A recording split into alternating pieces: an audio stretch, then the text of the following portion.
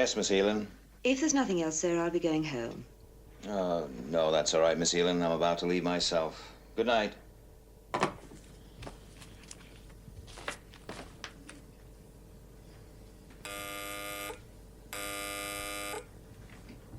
Straker. Possible sighting, Commander.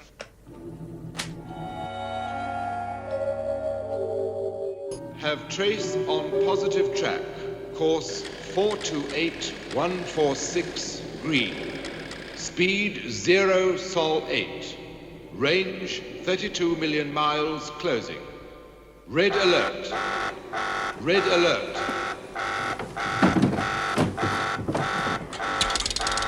Control to interceptors. Have UFOs on positive track.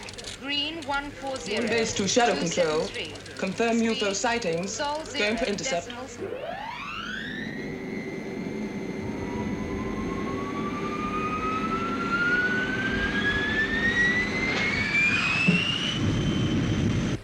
Maintaining speed and course. Apogee 027.324.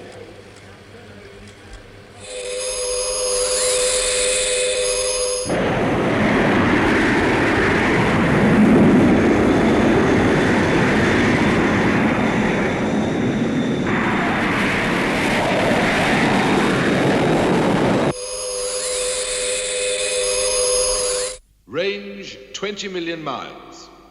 Positive track, green 140273. Yes, we have that. Roger. We confirm orbital reference. Speed correction. Sol 0.7. I have green on 1, 2, and 3. Roger. Speed Sol 0.78. Range 17 million miles.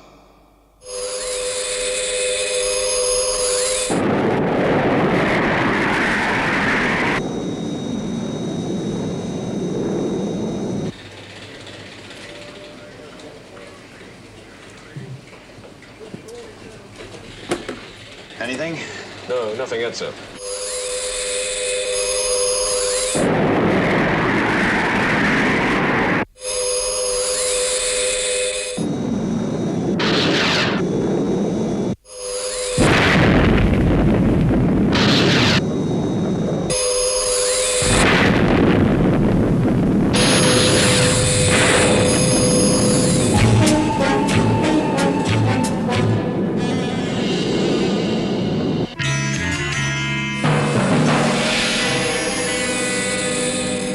Missile 3 destruct negative.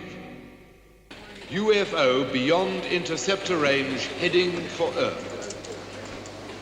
Pretty effective blanket detonation by the interceptors. But not good enough. Well, the one that got through is almost certainly damaged. Sky One should get it. Where's that trajectory termination? Just coming through, sir. North Atlantic, grid reference G6.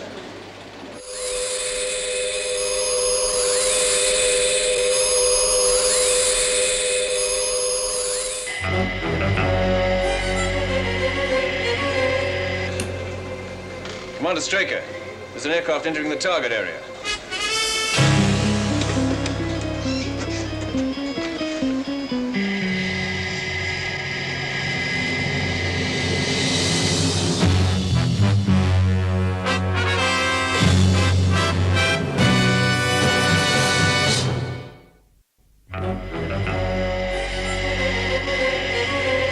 Confirm tracking 013.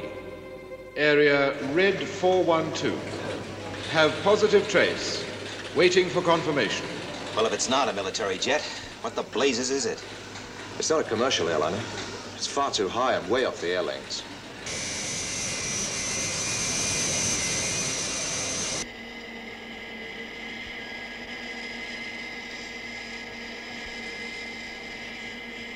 XV-104 to control. This is control. Leveled out at 250,000. Airspeed 2200. Pressure normal. Cabin temperature 72. We'll start the test schedule when we get to area G6. G6. Roger, XV-104. Is that VAC? Have you an aircraft overflying the Atlantic? Shall I call it off? Now, hold on. Sir, It's an experimental jet on a test flight. Commercial? Ventura Aircraft Corporation. They're on the line. I understand you have a jet over the North Atlantic. Grid reference, G6. G6. All right. Tell your pilot to alter course. Well, anywhere. Just get him out of that area. Look, I don't care how much money it costs. Get him out of there or you won't have an aircraft to test.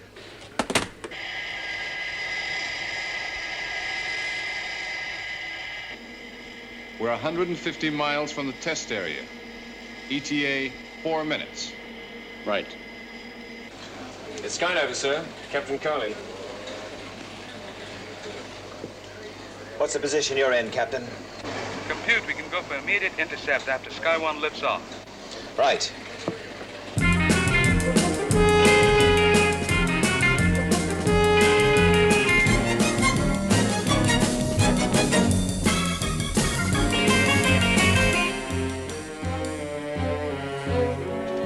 Right. Stand by for liftoff.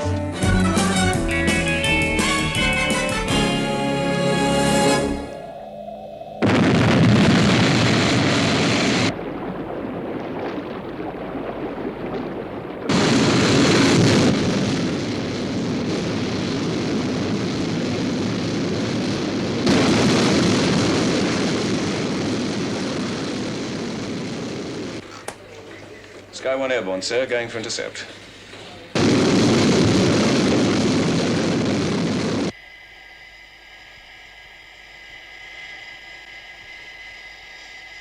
Course steady at 014. Airspeed 2185 knots. Jim, We're just about coming up to... What is it? we'll soon find out. We're closing. Fast.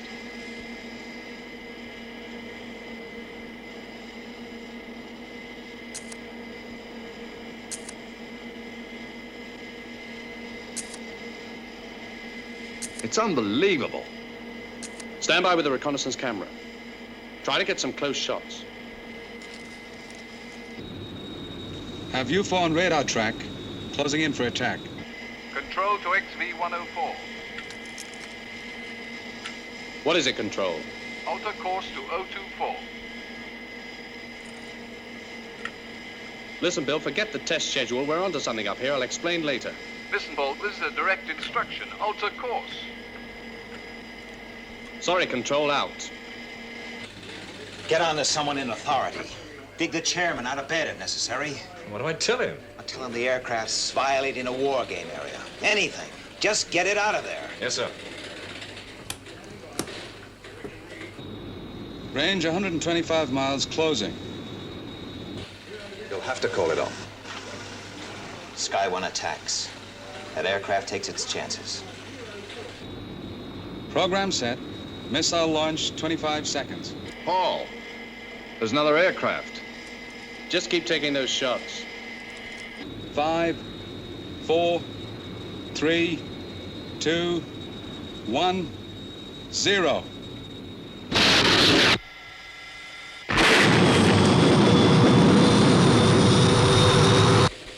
Positive. UFO destroyed. And the jet? It was close. It must have been hit.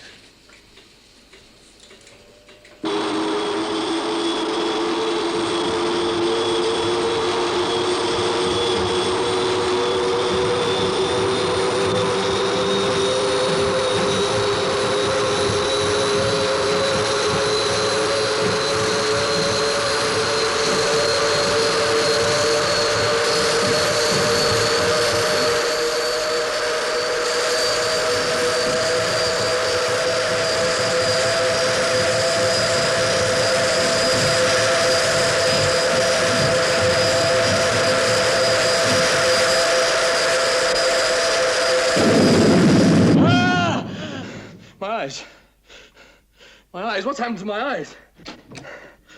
My eyes, Now, what's Mr. happened to my eyes? Foster, it's all right. It's all right. Come along, it's all right.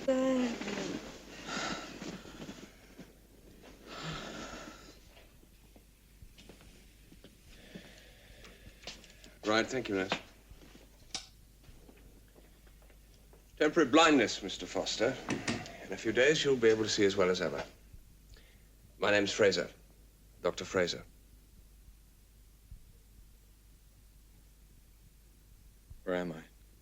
Grenville Hospital. You ejected just in time.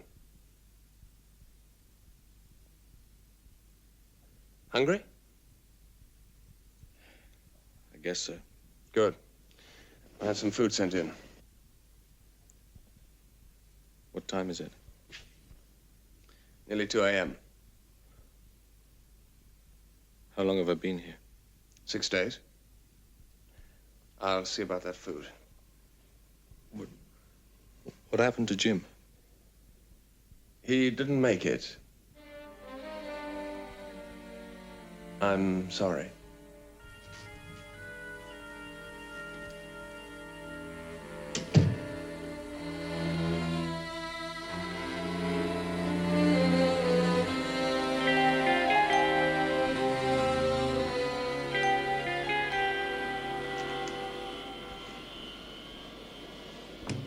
Paul, how are you?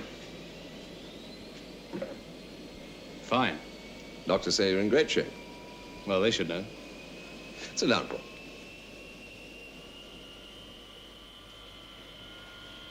Cigar? Oh, thanks. Paul, you're a pilot.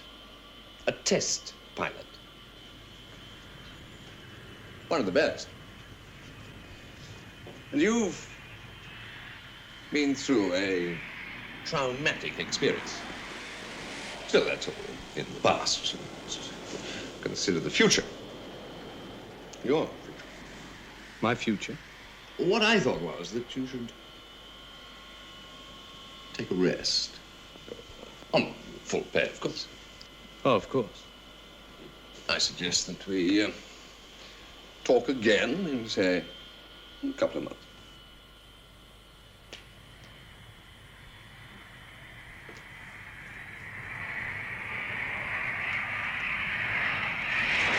One question.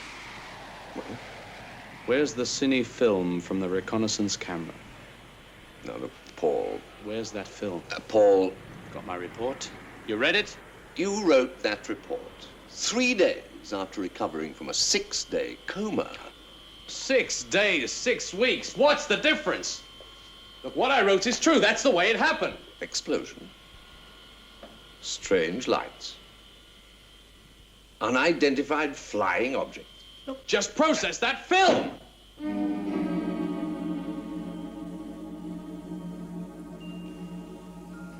Both the plane and the film are with a military investigation unit.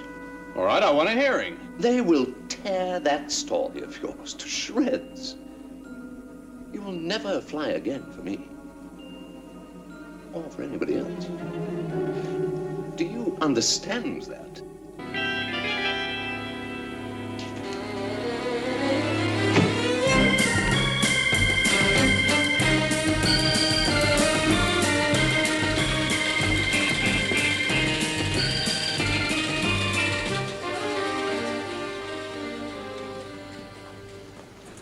Hi, Alec.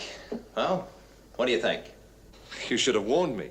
Well, I just considered that this was what any well-turned-out film executive would wear. Have to maintain our cover. I gotta start showing my face up top. Talking of cover, I've had General Henderson on the line. What does he want? Foster wants a hearing. Foster? A test pilot. And he's no pushover. He knows what he saw and he's sticking to it. Well, wasn't the co-pilot killed? Yeah, So whatever he says is not corroborated. right.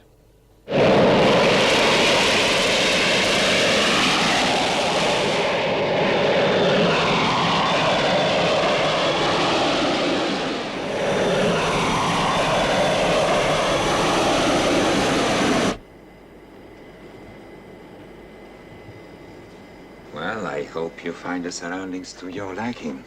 It's a new twist. To sit down. Comfort, privacy, complete security. What more could you ask for? The answer to a couple of questions. Try me. Where's the cine film from the XV-104? As I was about to say, fortunately, the camera in question wasn't damaged. Then did I or didn't I see an unidentified flying object? You're not sure. Don't play games. You know, I believe you saw something. Well, at least that's a start. Ah, coffee.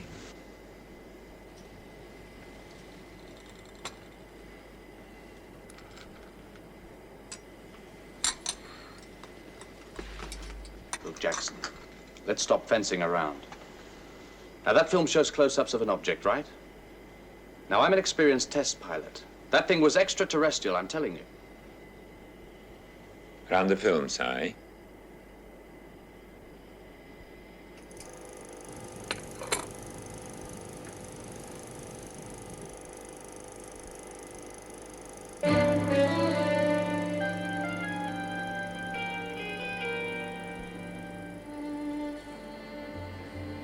don't understand.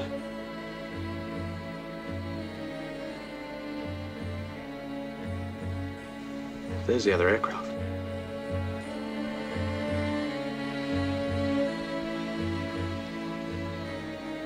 What have you done? What have you done?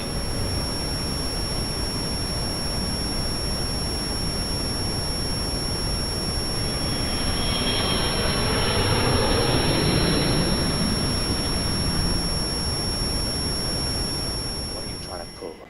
You've erased it, fixed it. Why? Why should I do that? I ought to knock that smile right back down.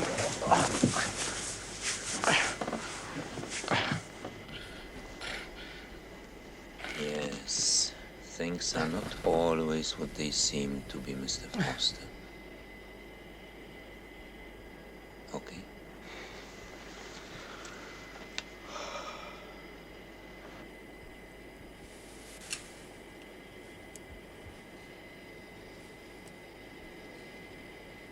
You saw that? More games. Did you see it stop? Stop? Look, I throw it up, and it falls back into my hand. But for a split second, just at the top of the trajectory, it stops. Did you see it? But it did stop. If you say so. No, Foster, it didn't. It's moving forward at 500 knots, like everything else in this plane. And yet again, this whole aircraft is moving with the rotation of the Earth. Confusing, but fact. Apparent facts can be confusing in an aircraft at night at 250,000 feet. Now, tell me all about it. What did you see from that cockpit? An extraterrestrial spacecraft. A light source? Yes. A trick of light? No. A reflection from the instrument panel? No. Refracted from the glass of your visor and the windscreen? No! There are 100 other explanations. Only one, and you know it. Well, I have a report to write. If you could give me a few facts. Your name, Paul Foster. Address, I have it. You've been a pilot for... 8 years. 8 years. And a test pilot for 2. Right. Now, I can see here you reported a sighting 3 years ago. Yes. And another 2.5 years before that. That's right. Then we shouldn't be meeting again for another couple of years.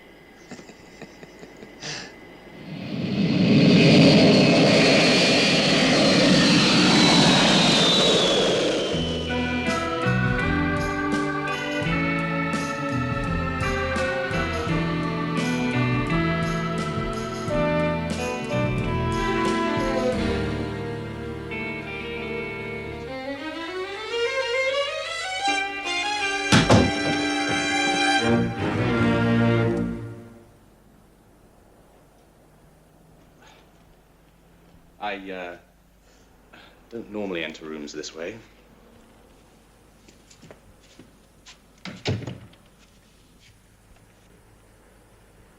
The janitor let me in. Good old janitor.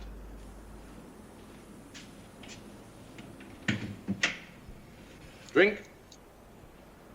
Why did you murder my brother?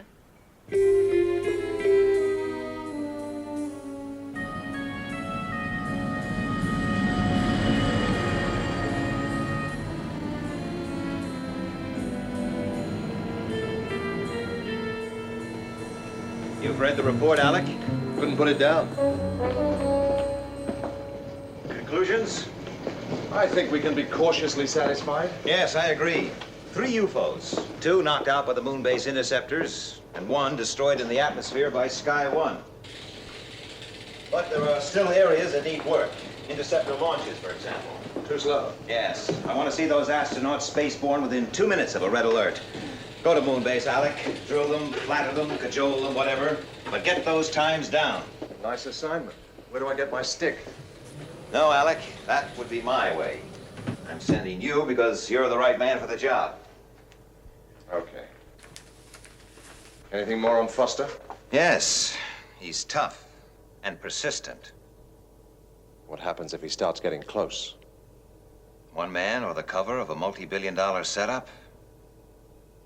What do you think? Then they told me you'd worked out a story to cover wrecking a very expensive aircraft and killing my brother. Well, you've heard both sides of the story. What do you believe? I don't know.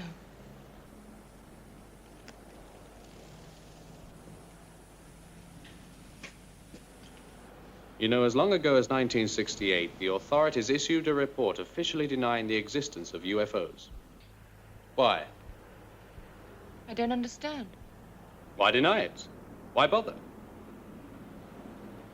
I'll give you a reason.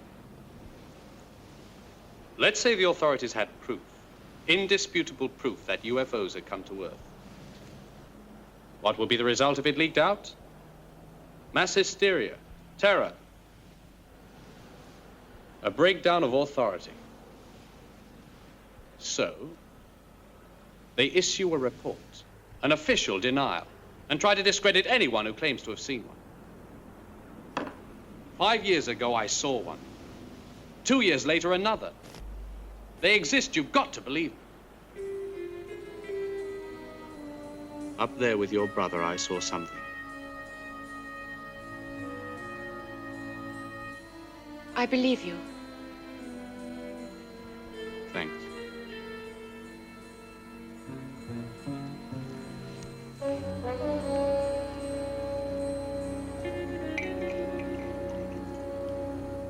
Your brother had a camera. Did they find it? I don't know. There are some personal effects, but I'm not allowed to have them yet. Something to do with security. Who told you that? A man called Koufax. Koufax? Do me a favor, meet me tomorrow. But what are you going to do? Follow my nose. Don't worry. Everybody else thinks I'm a nut. I've got nothing to lose. Where are you going? See you tomorrow.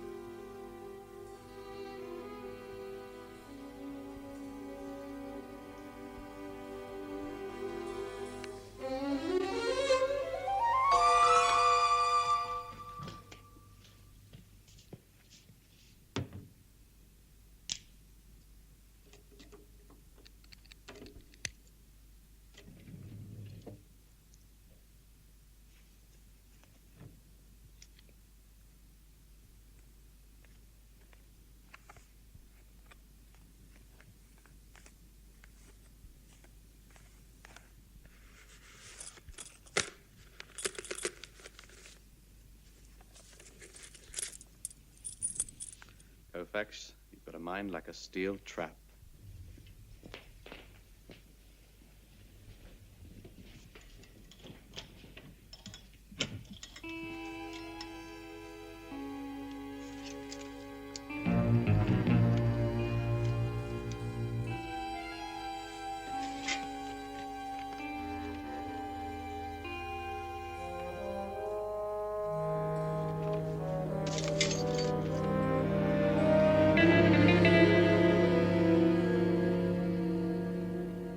Straker.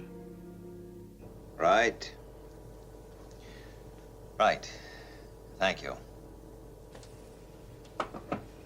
Trouble?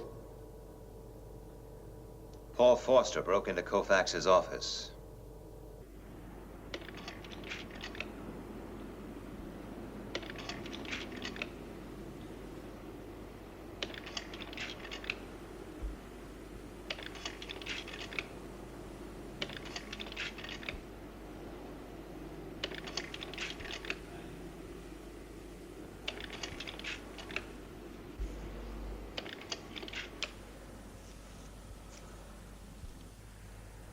They don't miss a trick. There's nothing. No, but it proves that somebody was interested enough to doctor this film as well. Paul, might it be better to forget all this? No.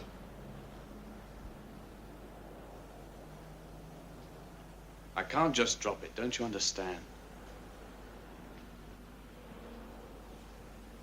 I'll go and get those back issue papers you wanted.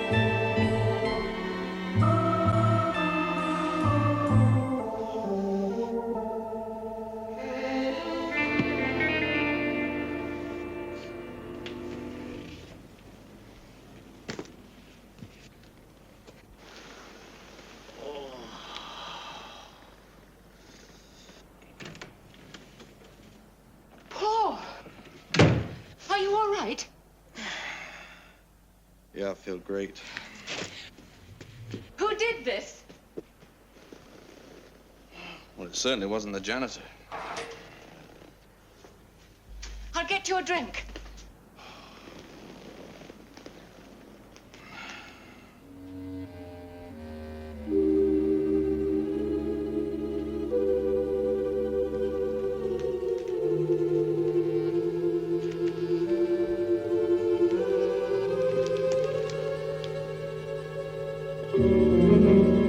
Of course. What is it, Paul? Straker. Ed Straker. Paul Forster. No, I don't think I want to speak to him now. Tell him to meet me in the studio. In an hour. Right. Find Alec Freeman for me, will you? Ask him to come here. Yes, sir.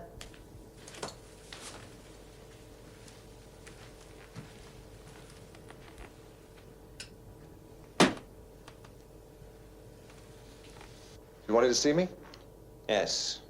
I'm seeing Paul Foster in an hour. How much does he know? That's what I aim to find out. You look after things down here. You plan to use that?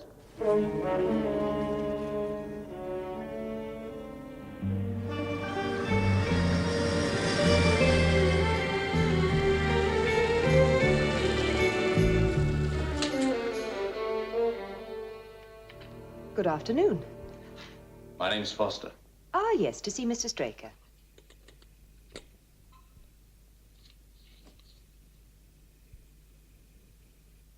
Mr. Straker told me to tell you to meet him at Rupert Square. Rupert Square?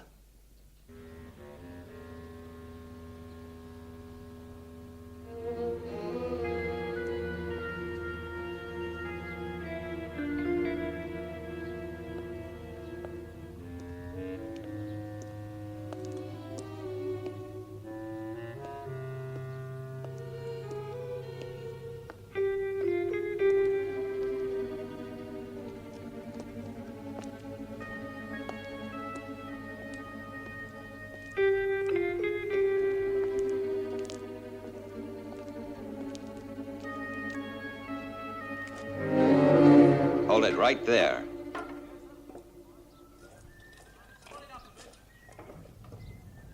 You must be Foster.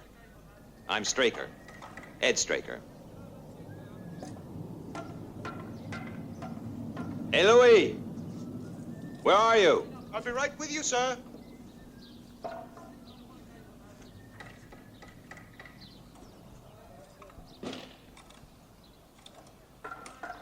Is, that thing real?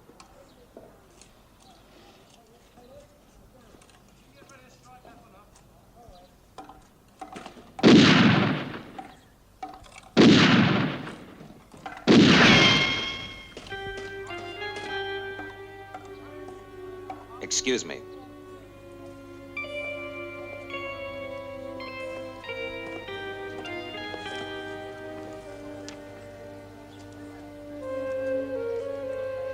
Yes, we'll get something built over here. The same thing. I'd really like to see something interesting up along on the top there. Yeah, I think it's gonna be fine, Louis. You can go ahead. Right, thanks, Mr. Straker. We'll start building right away. Just check with me in the morning about the final details. Right. Yeah, it's gonna work out just fine. Oh, that's Louis, my construction manager. Great guy. Well, what's on your mind, Mr. Foster? Unidentified flying objects. Oh, good subject. You got a script? No. I really mean it. I saw one. Now, why don't you tell me all about it then?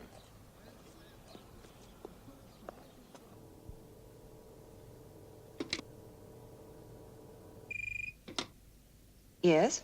Where's Commander Straker, Miss Eland? He's still with Foster, sir. Thanks. That really is a very good story, Mr. Foster. But I'm in the film business. I suggest you tell that story to the police, the Army, the Marines. Now, if you'll excuse me, I have a very heavy schedule. Quite a switch, Air Force Colonel, to film executive. You must have your wires crossed somewhere. Have I?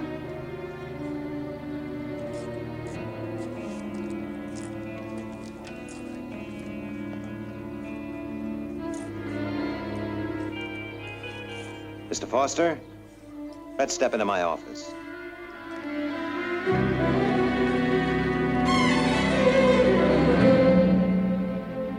Some office. Oh, it's too big. Sparsely furnished. Very hard to eat. But we won't be disturbed. Oh, it's soundproof, too.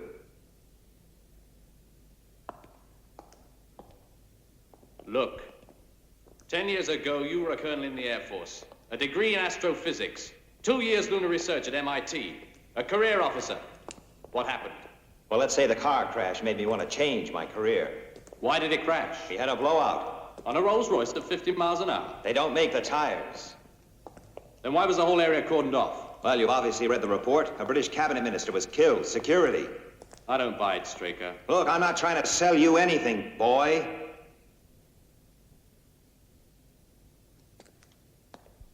Look, sir, I've been through a lot these last few weeks. First there was Koufax. I found a letter to you in his safe. Oh, that was innocent enough, but someone got at him. And then Jackson from the military investigation team. What happened to the film, Straker? The film that showed the proof. The film that cost my co-pilot his life. And then those two bright boys who came to my apartment and bust the place up. I suppose they were sent to frighten me off. Where's your evidence, Foster? Just show me one thing. Just one. What you're saying is that Foster's right and everyone else is wrong. What I'm saying is that I'm right. Oh, you're wrong, Foster. You're so wrong. Look, I don't give up. I keep slinging the mud until some of it sticks. You have never laughed at this, Mr. Film Executive Straker.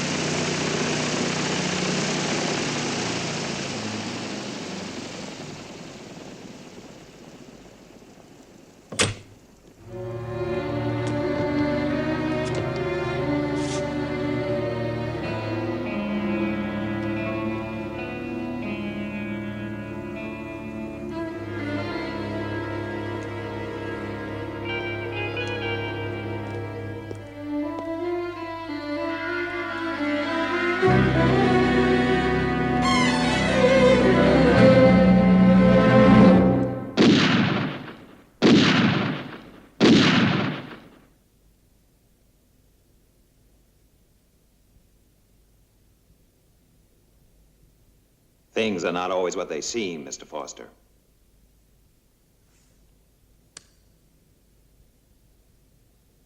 An acoustic gun. It's very clever. Place charges in the wall of a set, for example, load the gun with blanks, and when you fire it, the sound detonates the charges. Very realistic. Well, you look surprised. I think we got a few more surprises for you. Let's go.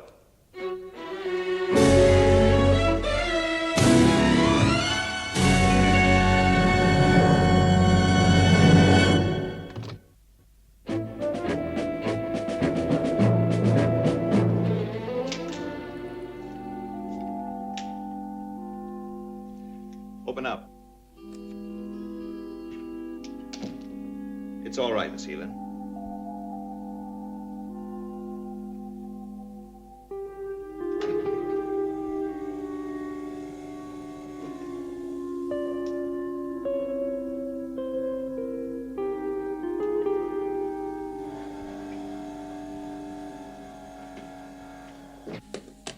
So, you're a test pilot. That's right. Trained to expect the unexpected. I guess so. Then brace yourself. Straker. Voice identification positive. Commander Straker.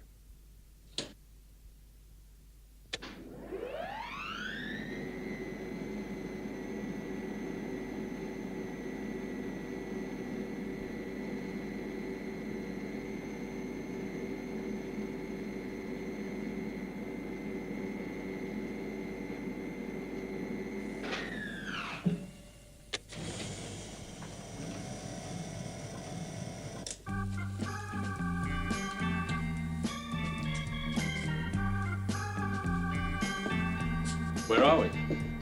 The underground headquarters of SHADO. SHADO?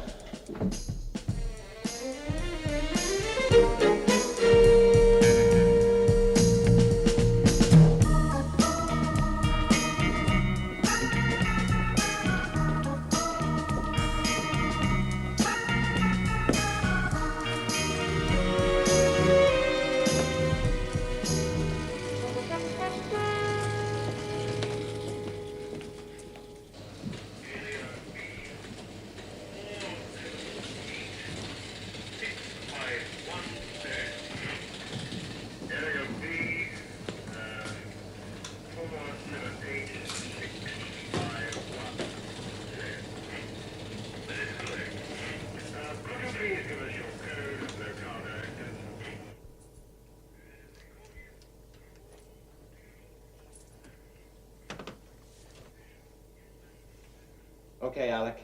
Wheel them in. So what happens now? You were on a test flight over the North Atlantic, Foster. Due to a kind of dogged stupidity, you found yourself in the middle of a UFO incident. Well, this is Colonel Freeman. Dr. Fraser, you already know. Hello, Foster. How are the eyes? We induced a temporary blindness, just to keep you on ice for a few days. Now, your boss, Koufax, knows nothing of all this, but he played along. He has his military contract to think of. Operatives Doug Jackson and Cy Chan. Jackson's a psychiatrist as well as a trained interrogator. His report told me quite a lot about you. Yes, determined, good logical thought pattern, a little headstrong. Louis Graham, electronics man. And he happens to be a pretty good construction manager as well. So you had the whole thing wrapped up from the start. Why this setup? Why SHADO? Why this secrecy? You summed it up pretty well yourself.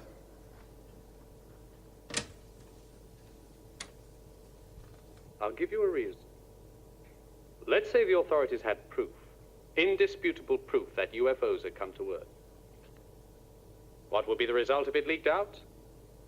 Mass hysteria, terror, a breakdown of authority. I said that in the apartment. So, they issue a report.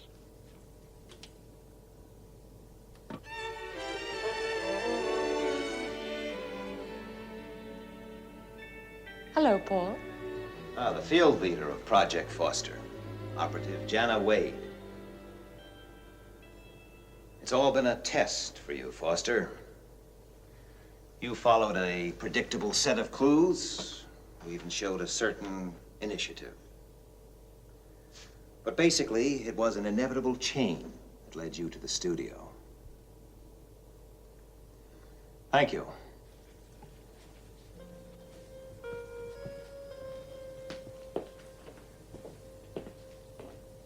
Now stay, Alec.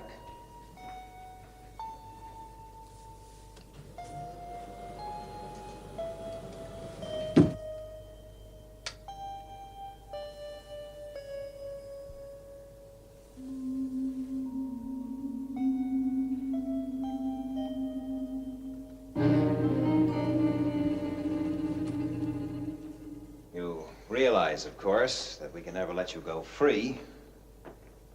You know too much. There is one way. SHADO needs men. I'm talking about leaders, commanders, men able to captain the world's most advanced submarines, take control of Moonbase. The right men. Are you one, Foster? After the stiffest medical you've ever experienced? After weeks of computer and psychoanalytic tests? After a training course that will tear your guts out, you might be halfway there. Well, I'd like to try. I thought you would. Read this. Foster. Paul J. 804. It's all yours, Alec. Straker. Yes, I'll speak to him. Would you get me Moonbase, please? Oh, and by the way, where are those transit reports I asked for? Would you get this, please, and get it good and clear? Immediately means now. Right.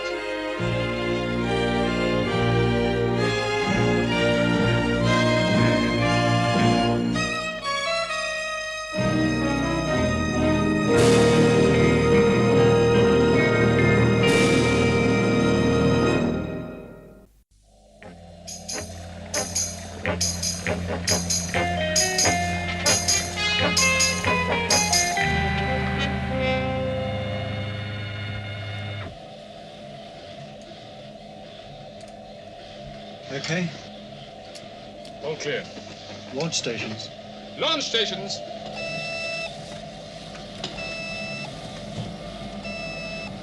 Good luck, Colonel.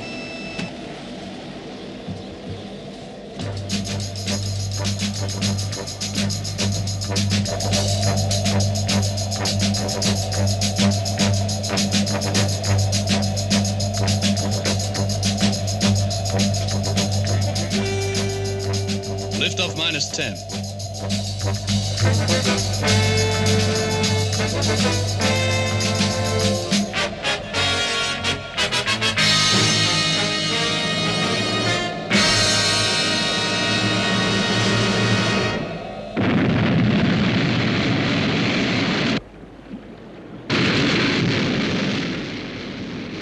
Sky 1 to skydiver control. Airborne. Roger, Sky 1.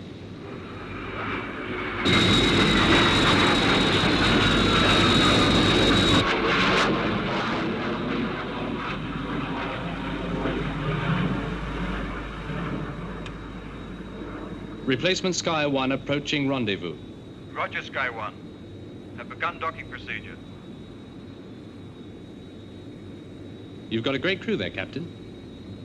It's been a privilege working with you these past weeks. We've enjoyed your company, sir. Hope you have a good furlough. Don't worry. I really plan to let my hair down.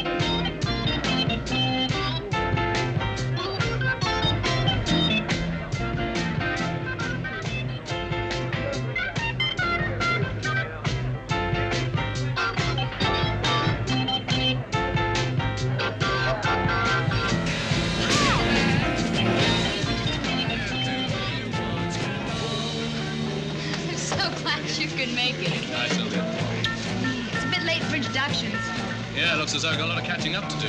Let's start with a drink. What would you like? Scotch.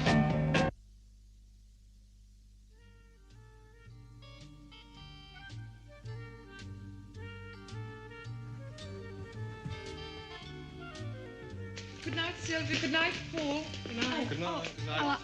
I'll walk you to the door. Why don't you fix yourself a drink? Good night, Sylvia. Thanks for the lovely party.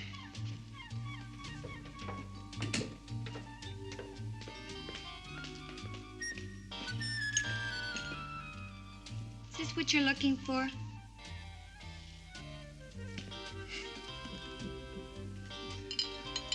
It's a great party. Looks like it. What's the time? 4:30. Do you know, I've got to be up around 7 tomorrow. You poor little thing.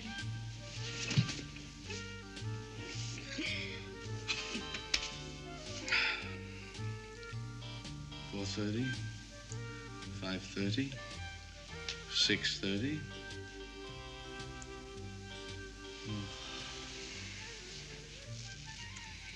Do you know what you need?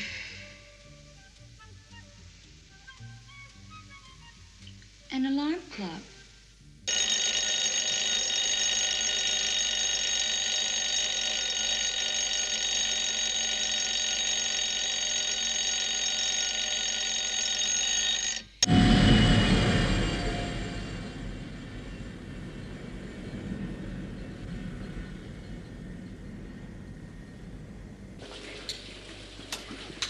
Here's your coffee, Keith. Yeah, that's just what I needed.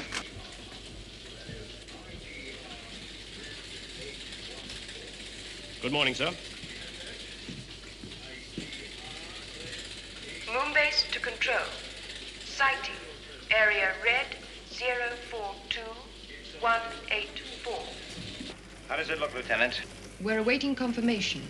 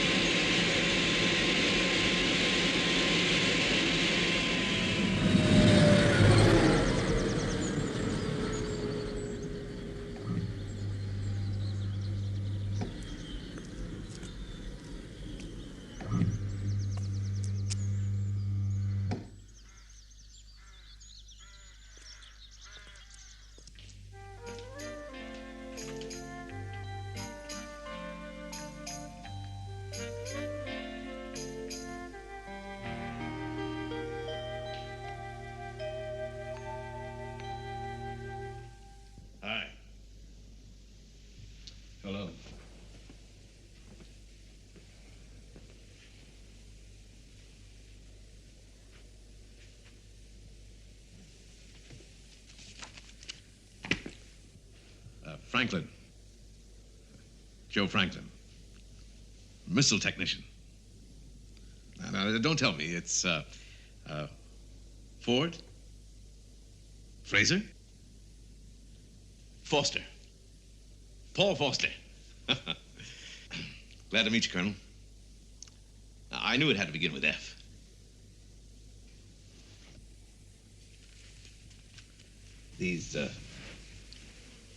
These poops are going through the entire alphabet. Everything from Aaron to Zazinski. Yeah. I hear everybody in SHADO has to go through it. Right. Will Colonel Paul Foster please report to room 17 on the first floor? I think you're first in line, sir. You're FO, I'm FR.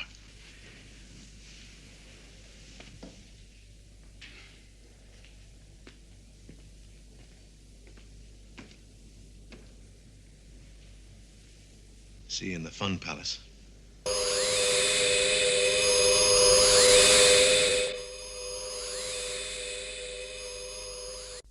UFO 428. Speed 1.5 million miles per second.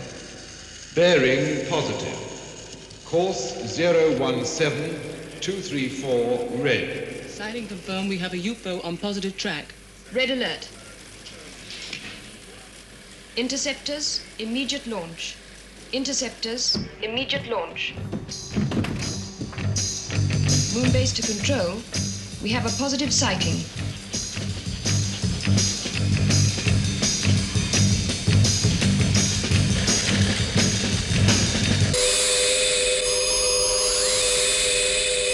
Get the trajectory termination as soon as possible. Yes, sir.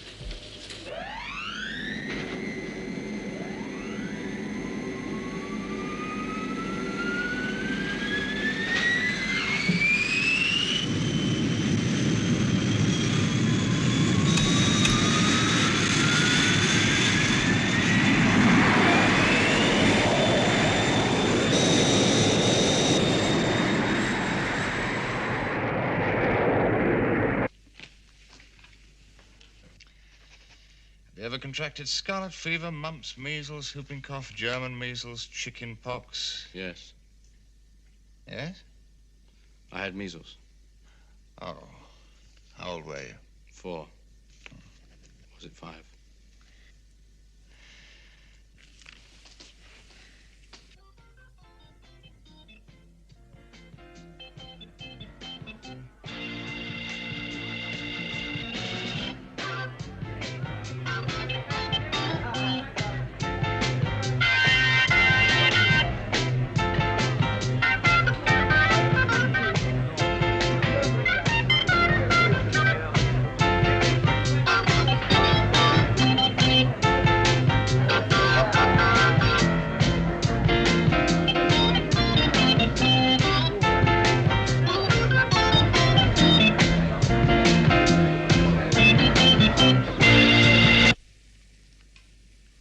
Plenty of sleep, Colonel? Oh, yes. Most of the time. Well, after 2 weeks here, you'll feel on top of the world.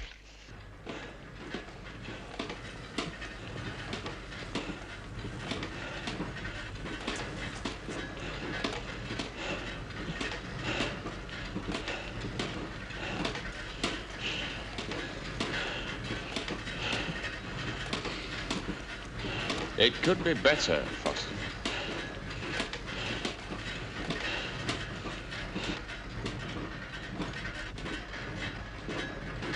Keep it up, Rowan. Well, we'll soon get rid of that, won't we, Franklin?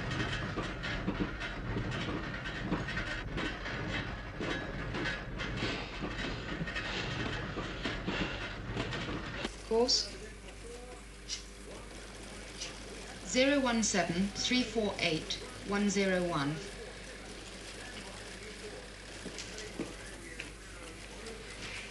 Speed? Sol 0, decimal 5 reducing. Program computers for missile firing sequence.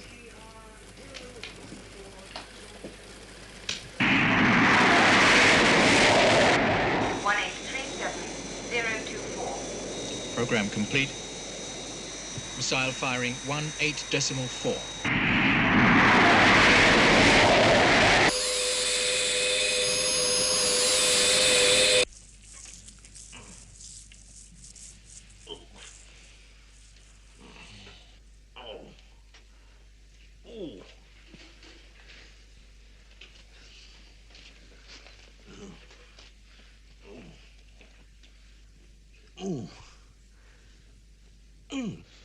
Great place.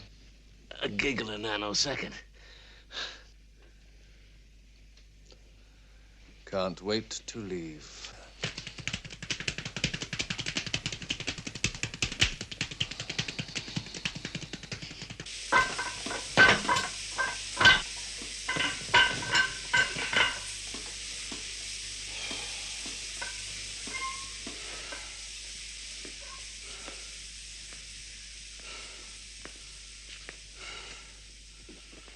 Some workout. Yeah. And this is only the first day. Come on, gentlemen. One of you into the bar. Oh. That's just what I can do with. And I'm first. O before R. Right. You reckon you're ready for this? It's a sonar bath.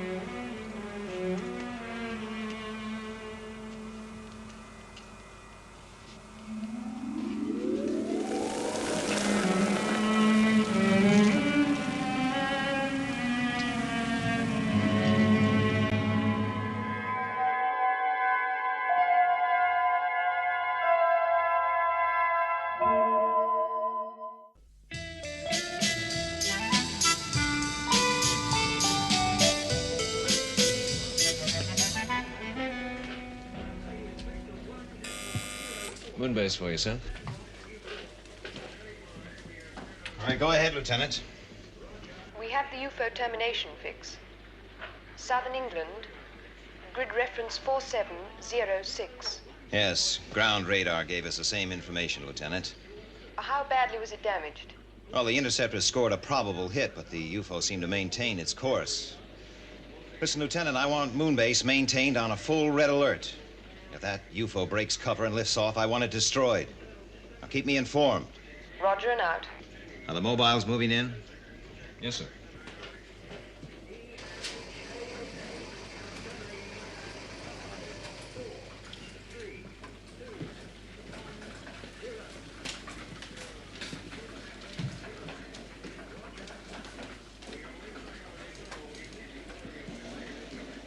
Nothing of real significance here, Alec. The research center is less than 15 miles away. I doubt if the aliens would travel 1 billion miles to visit a glorified health farm, even if it is run by SHADO. Didn't Paul Foster check in there this morning? Colonel Foster. Yes. Get me Dr. Fraser at that research center. Yes, sir.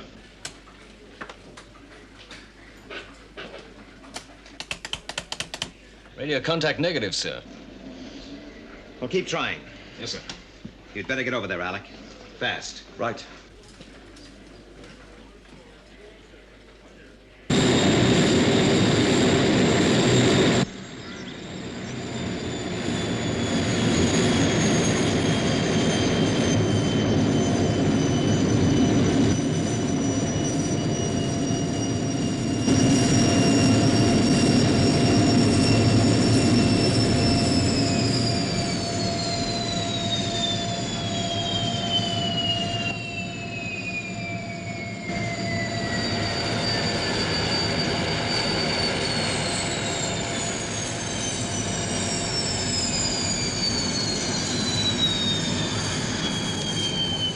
We've just landed. I couldn't see any activity around the house. Now listen, Alec. The men from the mobiles have the place completely surrounded. Well, hold them back. I'll move in with the helicopter crew. There's less chance of being spotted. Out. Okay, let's go.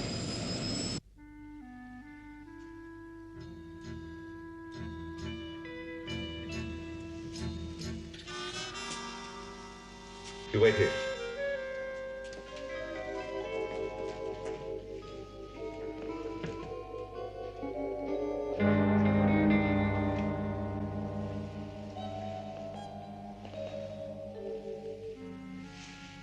Come with me. You wait there.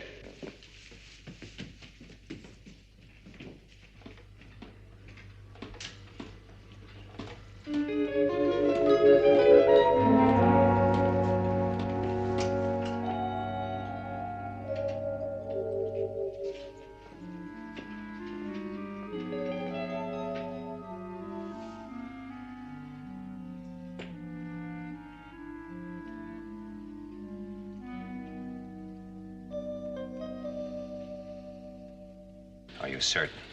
We've searched the whole center. Everyone's dead, and there's no trace of Paul Foster. There's only one answer, Alec.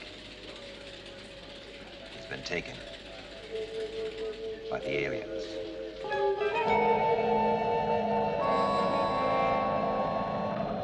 Steer 128. Maintain present speed. 128 it is, sir.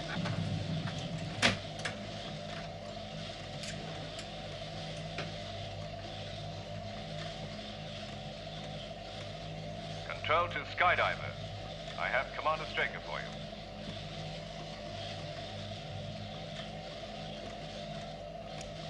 Waterman here, sir. Captain Waterman, I have some news. It concerns Colonel Foster. I'm afraid we must assume that he is in the hands of the aliens. Did you read me, Captain? Yes. Sir, what happened? The research center was attacked. Colonel Foster is officially listed as missing. Now, that UFO is still in the area. I want Sky One maintained on full red alert, ready for an interception. Yes, sir.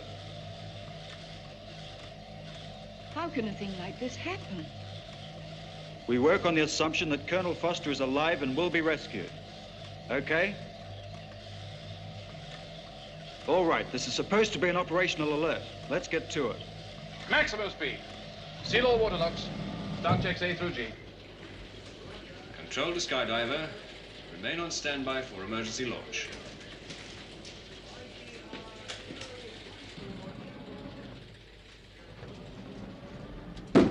Well, what are his chances? Oh, come on, Alec. Now tell me, I just want to know what you have in mind. When that UFO lifts off, the ground radar should fix its position immediately. And? We destroy it. Knowing that Paul Foster is almost certainly aboard. That's right. You just better hope I'm never in a position to press the button on you. How do you know he's even still alive, Alec? Look, Paul Foster's a highly trained, dedicated, courageous officer.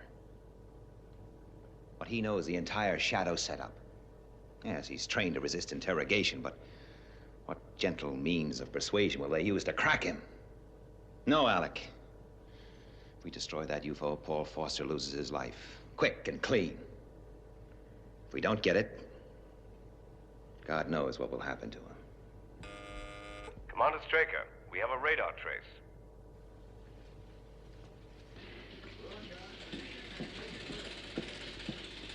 Do we have a fix? Yes, sir. Computer triangulates grid reference 124048. Speed? 800 knots, accelerating. That must be it. Where's Skydiver? Yes, sir. Compute. Roger. Looks like we could intercept around here. Where's that readout?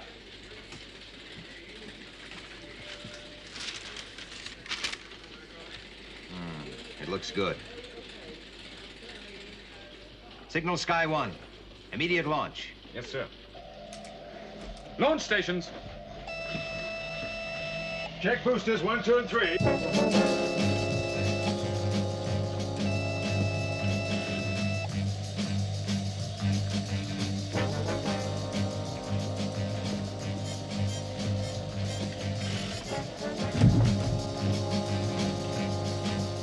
Clear 1.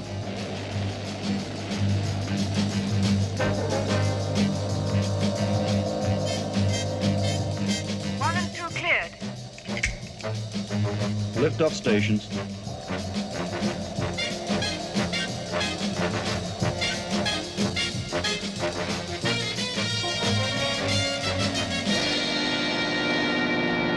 Liftoff -5, 4, 3, 2, 1, 0.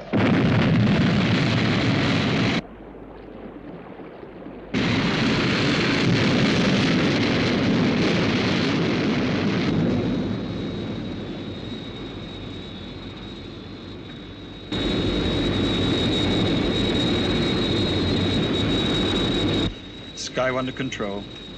Airborne. We have you on positive track, Sky 1.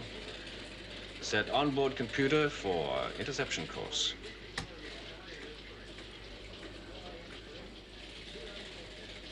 Check the UFO's airspeed.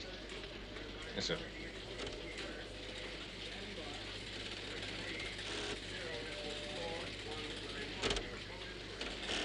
$1,500 knots. What's its rate of climb?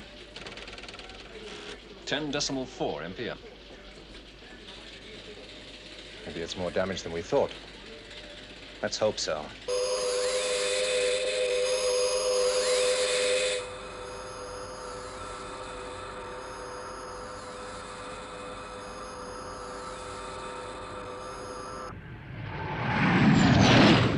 I have it on radar. Range 29 miles. Closing. You must get it. It's a sitting duck.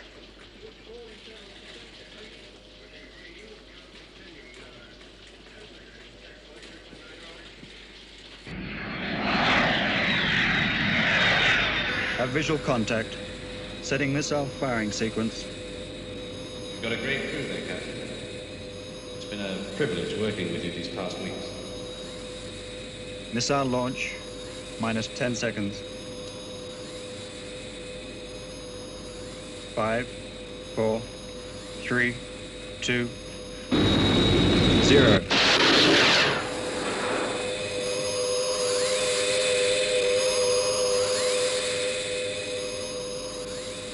How the blazes did he miss it?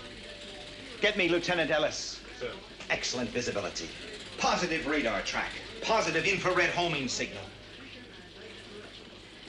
I thought that Captain Waterman Had any emotion for a man he's been serving with for the past 2 months? Moonbase for you, sir. Lieutenant Ellis, what are the chances of an interception by Moonbase? None at all, sir. The UFO's leaving Earth on an anti-lunar trajectory. Beyond your range. I'll keep tracking it and report any change. Roger and out. Prepare to receive Captain Waterman. Yes, sir. Open bulkhead.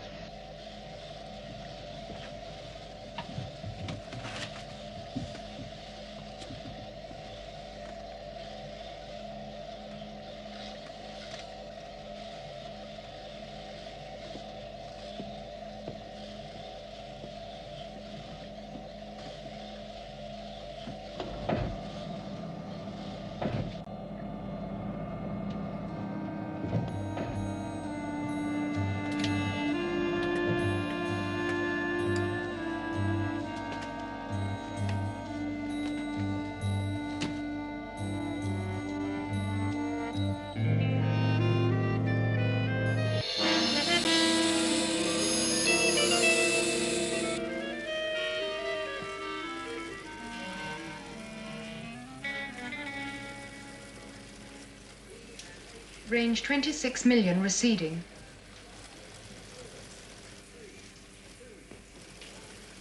Lieutenant?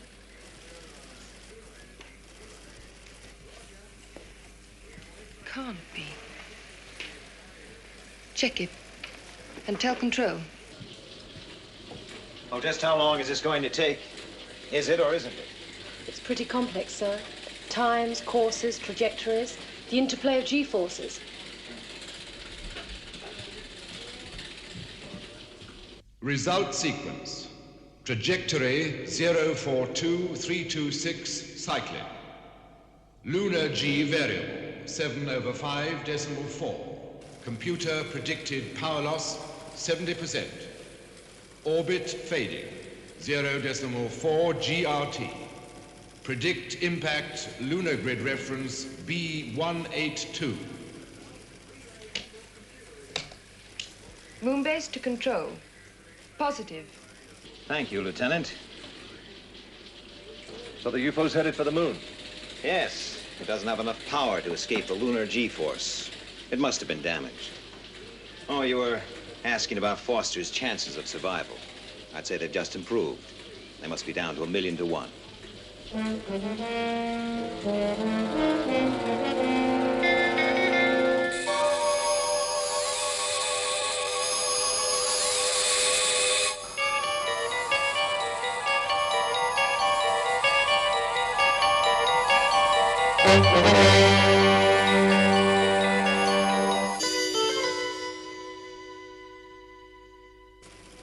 UFO is still maintaining its trajectory. Good. Just as long as it continues to head for the moon, do nothing. But if it manages to develop enough power to pull away from lunar gravity, launch your interceptors and destroy it. The astronauts are in position. They can be spaceborne in seconds. Fine. Well, keep me informed, Lieutenant. Roger and out. Do we have a closer fix on where it's going to land?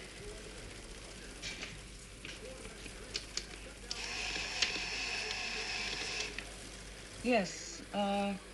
Grid reference 182084. That's about 40 kilometers. I'm going out there. Tell Moon Mobile 1 to stand by. Yes, Lieutenant.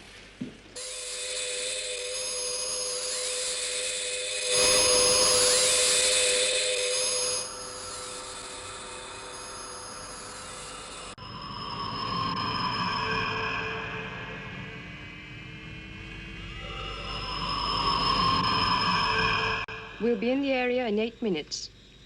Keep me informed of the UFO's progress. Yes, Lieutenant.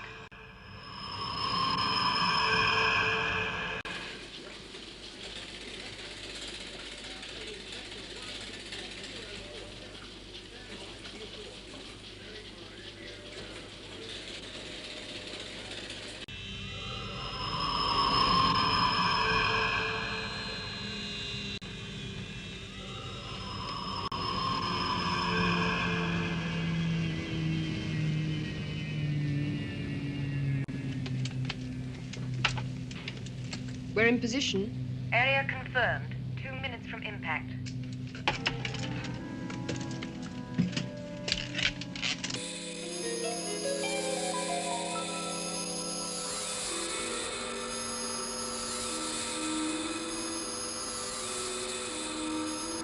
Seconds.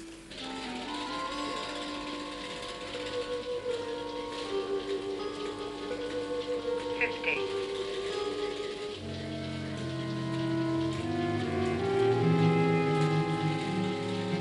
40.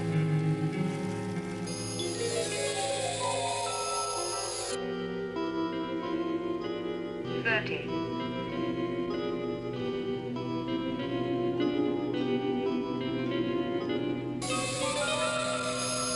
20. There it is. It's going to crash. 10, 9, 8, 7, 6, 5, 4, 3, 2, 1.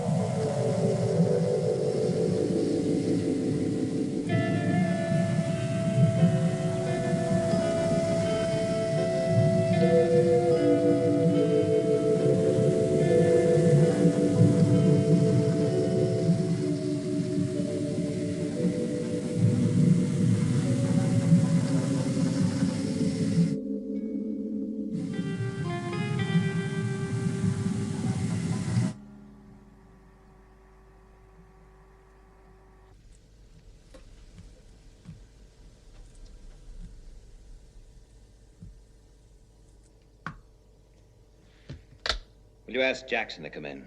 Yes, sir.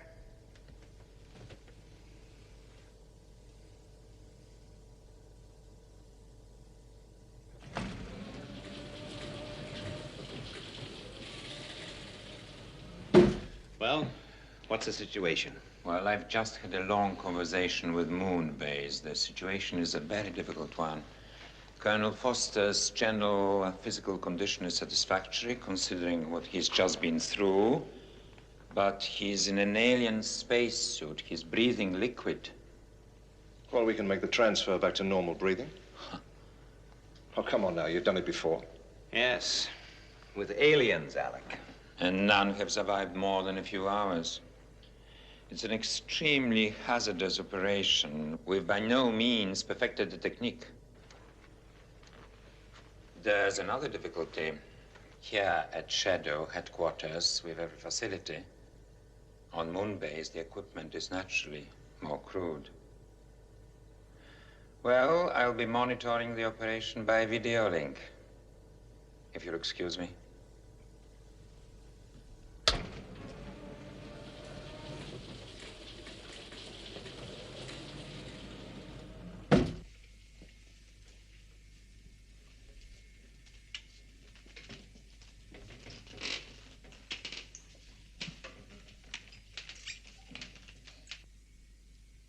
You're going to have to help me with a helmet.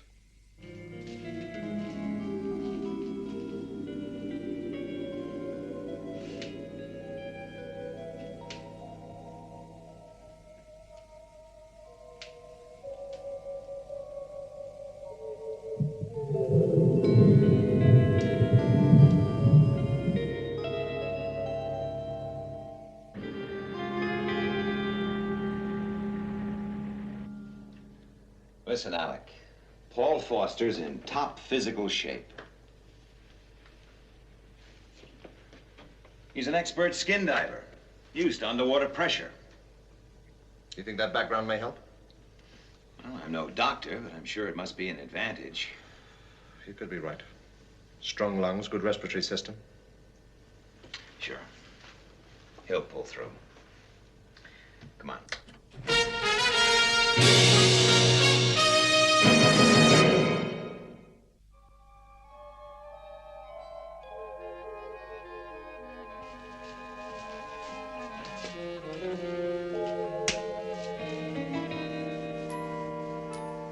We're all set here, sir.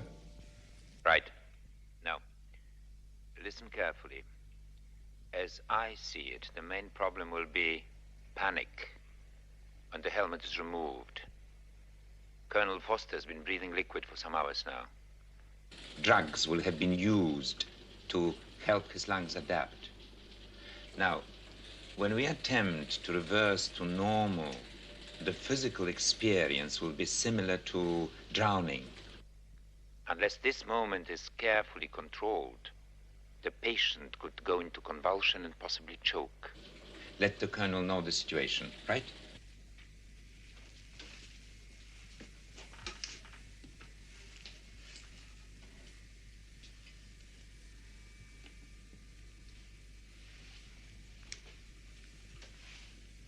If you can hear me, nod your head. We're going to remove your helmet. Try and maintain your rhythm of breathing. Whatever happens, don't panic. Do you understand?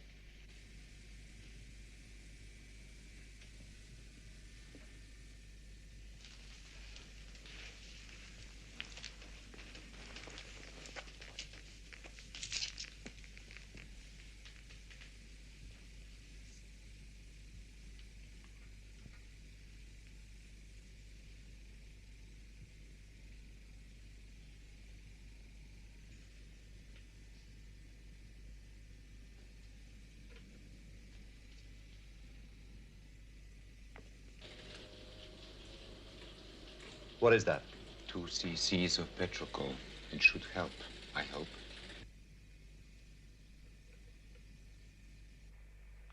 Is the resuscitator ready? Yes, sir. All right, Lieutenant. Begin.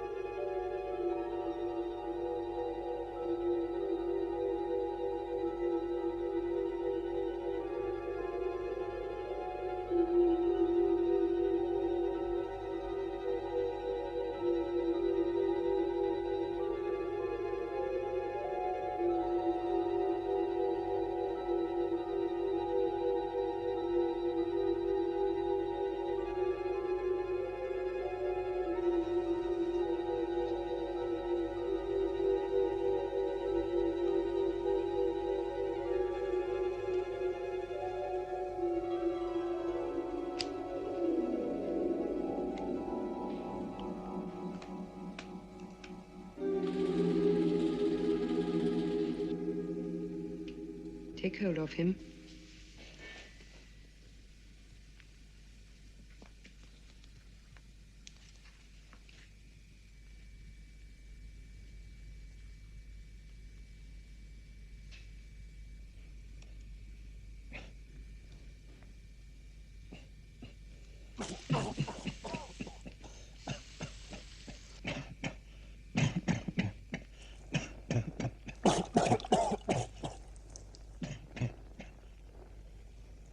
Now.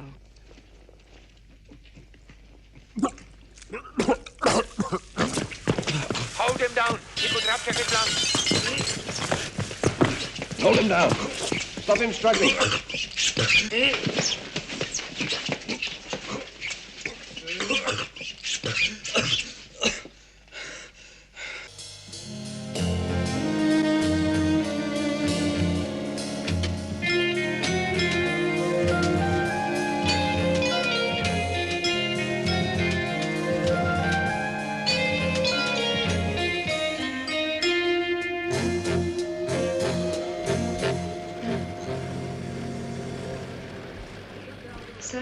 survey.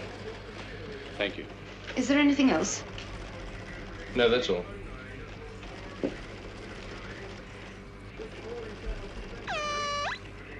Sighting at 0135242. Second sighting at 0140242. Third sighting at 0145242. Trajectory termination. Preliminary readings indicate moon base area. Red alert. Interceptors to be on standby.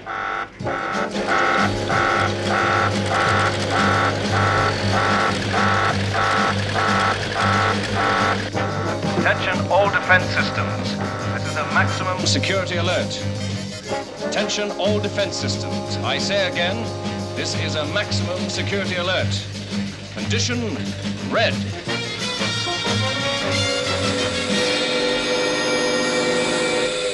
UFO sighted. ETT, area 140, 60 miles from Moonbase.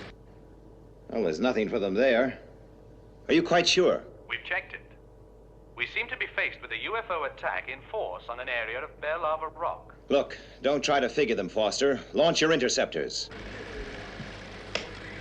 Interceptors immediate launch.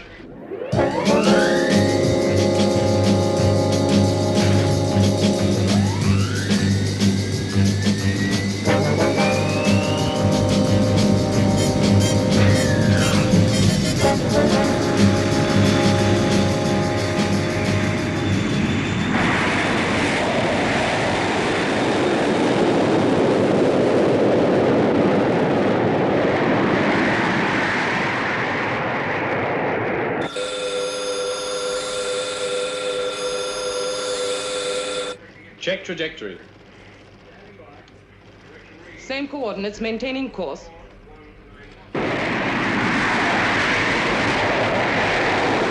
Switch to onboard computer. Roger.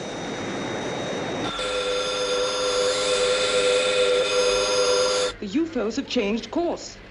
Hold for further instructions. No possible error. They veered off. Where are they heading? According to the readings, back the way they came.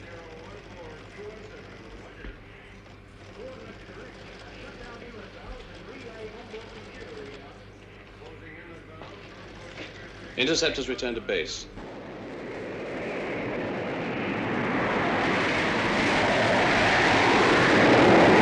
Well, did we scare them off? It'll be the first time. So what happened? It's anybody's guess. Guess? With $100 million worth of computer equipment at your fingertips, you still have to guess? Sometimes, yes. They didn't make a billion-mile space journey for nothing. No, sir. So we need answers, don't we, Colonel? Is it a decoy that's failed or a red herring that's already succeeded?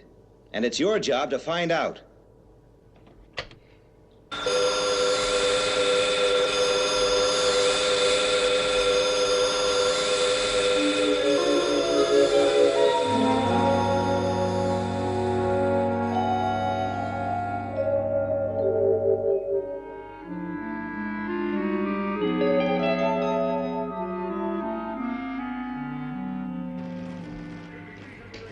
I have a sighting.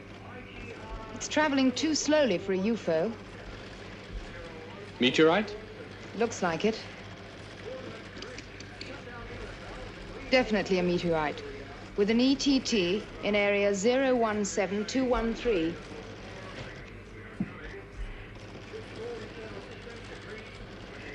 Let me Commander Straker. Yes, sir. Straker. We're tracking a meteorite. A what? A meteorite. You videoed to tell me that. Its ETT is almost directly on top of the Dalatech installation. Can you contact them? There's the radio link. All right, warn them. Roger. Oh, and one more thing, Colonel. If you have to bring any of them back to the base, use the amnesia procedure. Right. Contact the Dalatech unit. How long to impact? Approximately 3 minutes. This is Moonbase calling Dalotech unit. Come in, Dalotech. Moonbase calling Dalotech unit. Come in, Dalotech.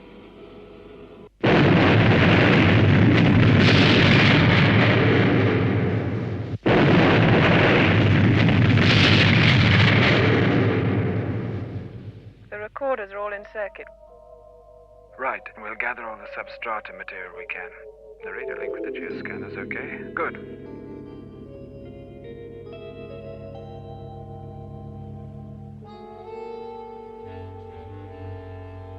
Get down.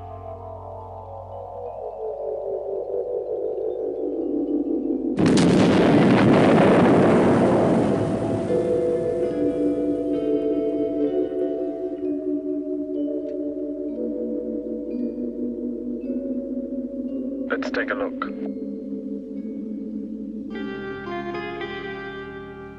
I've told Foster to keep Moonbase on green alert for the next few days.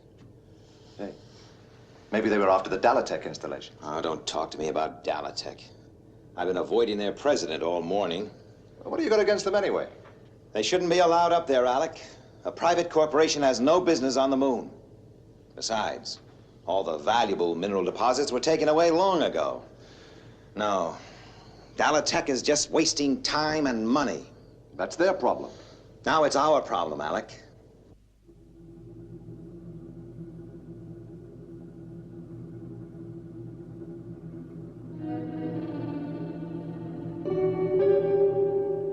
Statistically, that was a 50,000 to 1 shot. Yeah, a meteorite that size would be.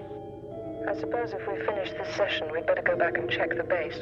A piece of debris could have punctured the outside pressure skin.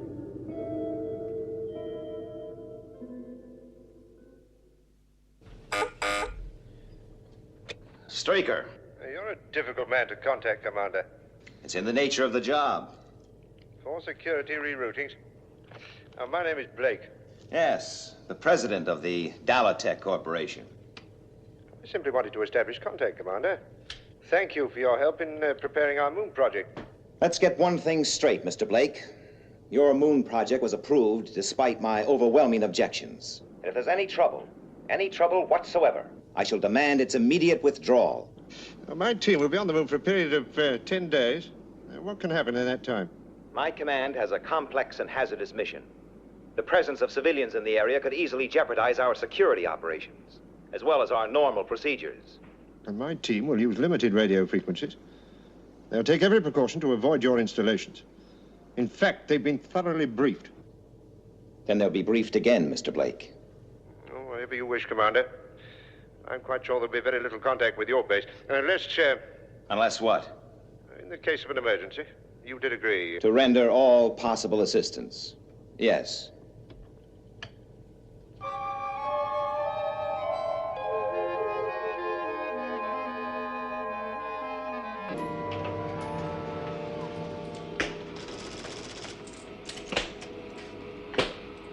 Pressure normal on 1. Pressure normal on 2. Come in, Dalatech. Come in, Dalatech. Our friendly neighbors, the military.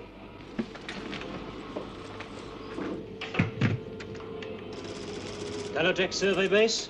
Colonel Foster for you. This is Colonel Foster. We monitored a meteorite in your area. We saw it land quite large, approximately 900 kilos, fell about 200 yards from our installations. Yes, that agrees with our coordinates. Have you checked the pressure skin for puncture? Yes, Colonel. Thanks for calling. Out.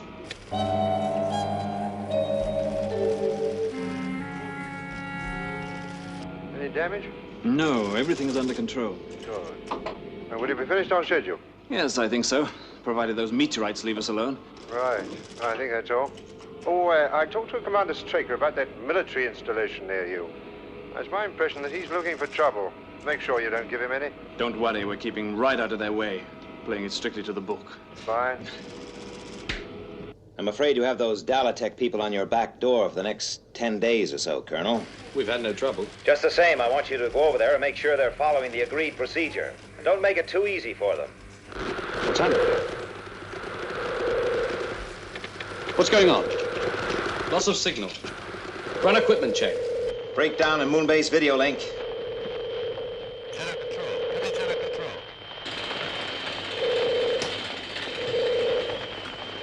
Switch in the emergency link. Emergency link negative, sir.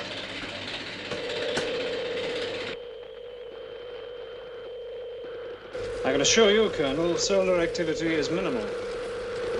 You're sure? What else can it be? A fault in the equipment. The checks say no. Look, run a new test series. The solar wind has disrupted communications more than once. It's not responsible this time. Just run the test.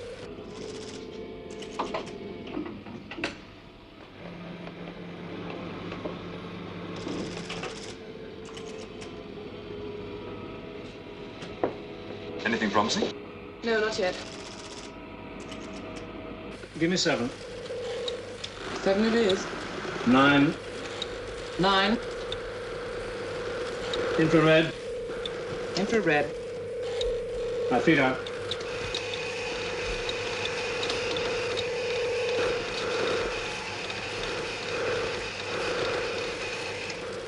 Thank you.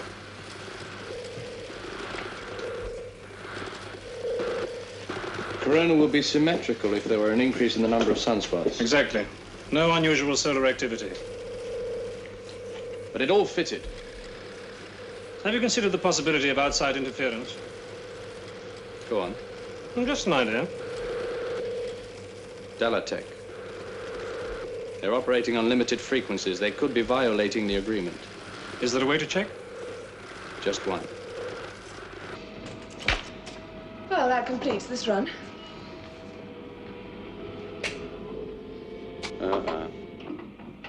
What is it? Trouble?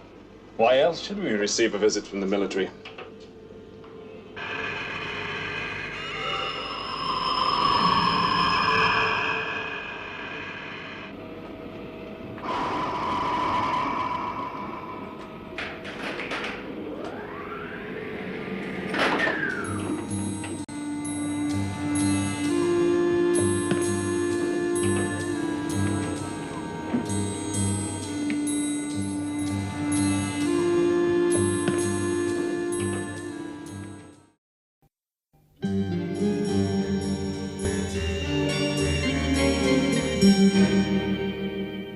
We're operating well within the prescribed frequencies, Colonel.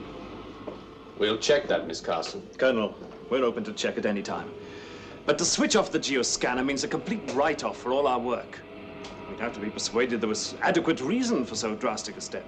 More than adequate reason, Mr. Tanner. Our base radio lost total contact with Earth half an hour ago. An immediate possibility could be increased solar activity. The solar wind? The coronagraph check shows negative. How about a simple radio fault? Do you, check your fuses, Colonel? We've checked everything. And now you want to check us? Can you think of a more logical step?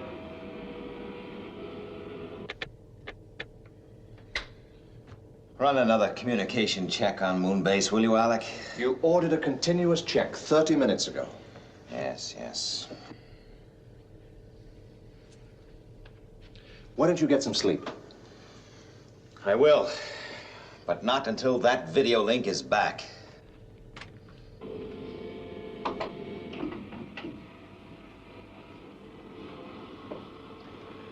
Well, you've examined the frequency settings, Colonel. I think they prove that we followed the agreement to the letter. It proves that you haven't intentionally been operating on limited frequencies, but you could have used them inadvertently. Miss Carson is in charge of the geoscanner. She's very experienced. I can imagine. Colonel, exactly how many radio failures have you had? One so far. That doesn't seem too serious. For a military organization, it could be catastrophic. And you're absolutely convinced that we're to blame? It seemed the logical conclusion. Well, I'm glad we've been able to change your mind. So am I. Except now it means I'm back at square one. Well, you'll have to excuse me, Colonel. I have the seismic meters to service. But I'll leave you in Miss Carson's capable hands. If you have any questions, please ask her. Au revoir, Colonel.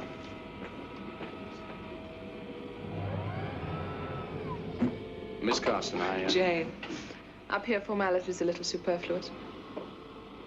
Paul. All right, Paul. I have the impression you're not still 100% certain that we're not the source of your difficulties. And I can see I'm right. And I suppose next time there's a radio blackout, we're going to get the blame. No, but it means I shall want to make an immediate check on the use of the scanner. With a complete radio failure. How can you? We're 50 kilometers away. We'll install a landline between here and Moonbase. That way we'll always have a direct link. And? The geoscanner is the only piece of equipment you have powerful enough to disrupt communications. If there's another blackout and the geoscanner isn't transmitting, We're then... in the clear. Yes. But you'll have to take our word for it that we're not transmitting. I'll take your word for it. Honestly, I don't think we're to blame, Paul. I've been very careful. So have Mark and Phil. Well, we'll install the landline immediately. I'll wait for your first call.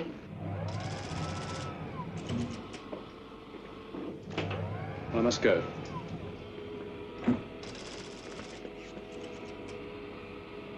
Have you seen all you want? Yeah, I think I've seen about everything. And are you satisfied? Very.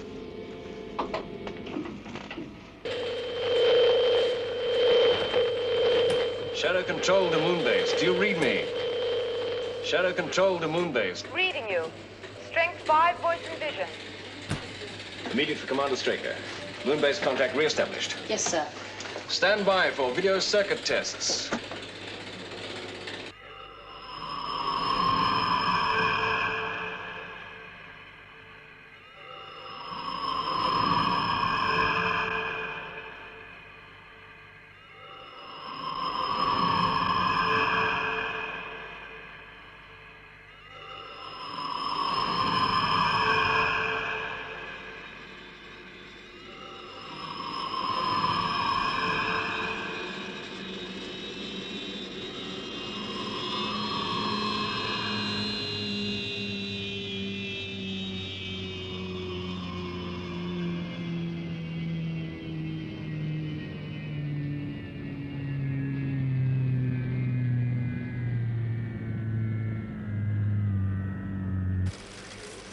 Landline installation complete, sir.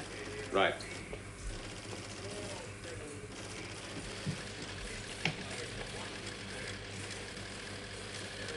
Galactic base. How's reception? Well, our own private line. I'm flattered. Tell me, Jane, what do you do in your evenings off? Well, I know this marvelous little Italian restaurant not 200 miles from here. How about dinner? Do they have fettuccine? Beautiful fettuccine. And a fat Italian mama who does all her own cooking. You've been there. I'll reserve a corner table. And we'll sit and look at the stars. And our only problem will be... How the devil do we eat fettuccine through a 1/4-inch space visor? Oh, listen, I've got a moonship coming soon, so I'll have to be going.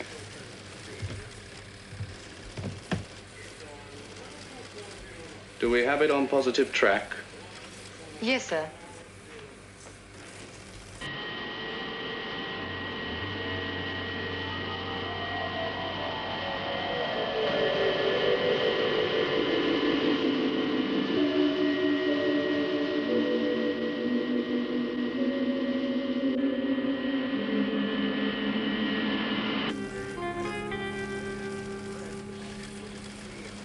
Control to lunar module.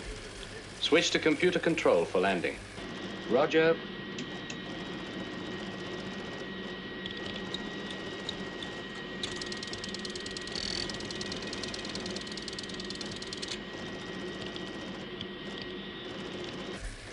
Landing is go.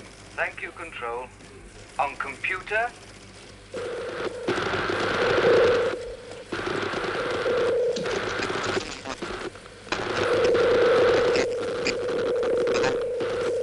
Do we still have them?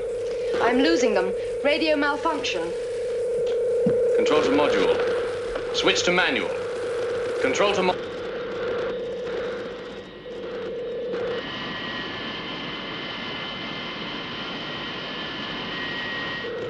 This is lunar module. I have lost you. Maintaining computer control for landing.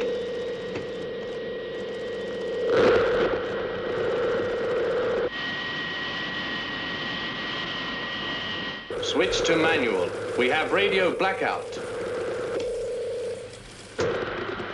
This is lunar module. I repeat, lunar module. I have lost you. Maintaining control for computer landing.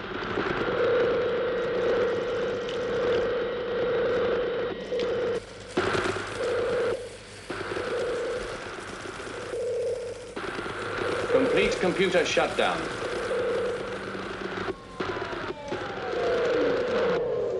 This is lunar module. This is lunar module.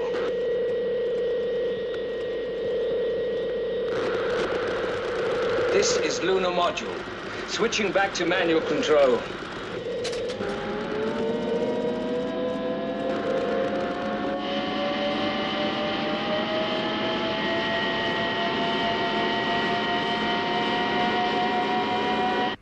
He must have switched to manual, but I think it's too late.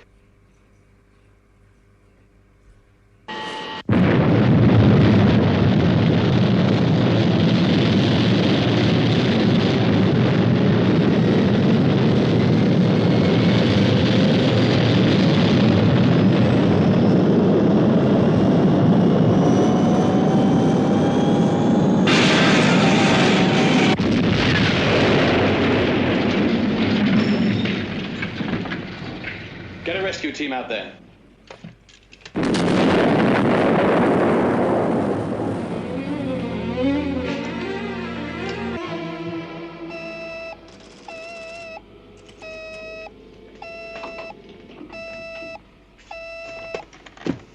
Dalotech base. Yes, Paul. But everything was turned off except the geoscanner, and that wasn't transmitting. I see. What's wrong? Colonel Foster's coming straight over. There's been an accident at military base, Moonship. The radio blacked out and all the crew were killed.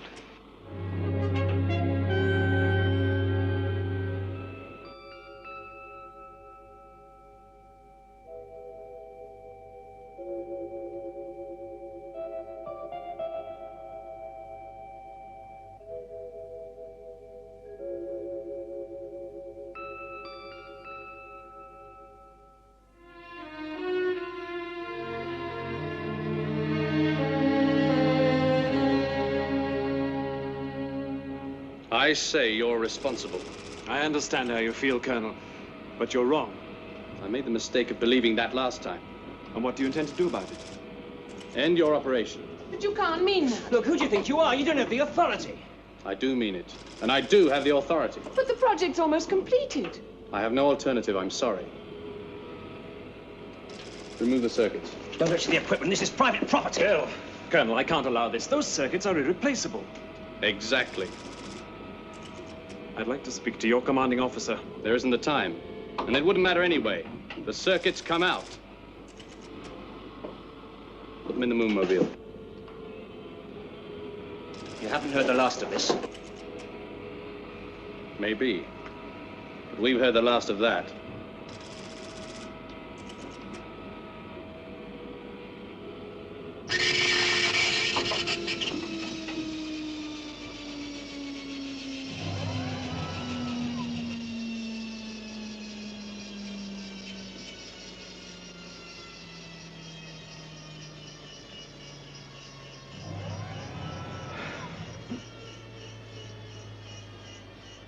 So what do we do now? What can we do? Carry on as best we can until we receive further instructions from Blake. In the meantime, we can go out and collect our equipment from the surface. Fine. Phil, you take the area we worked on yesterday. Jane, you go with him. And I'll do the section by the new crater. Okay?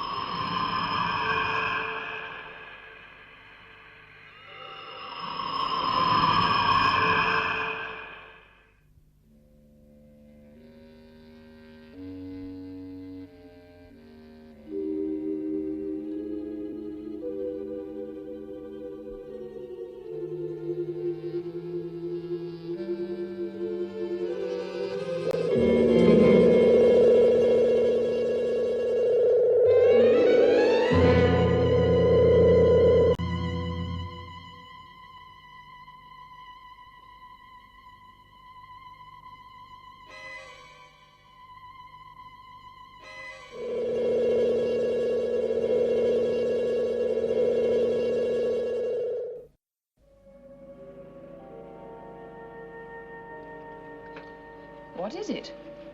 I'm not sure that matters. The point is, did we damage it with our blasting?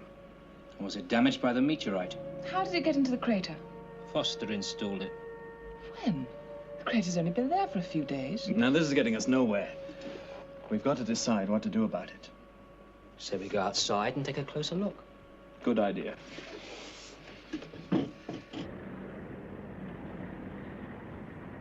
The decision was taken by the commander on the spot.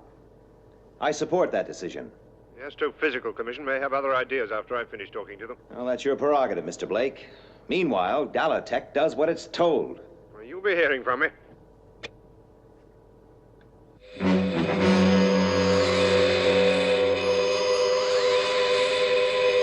Sighting 4028. Confirmed speed 0 Sol 8. I've got it. Red alert. Interceptor's immediate launch.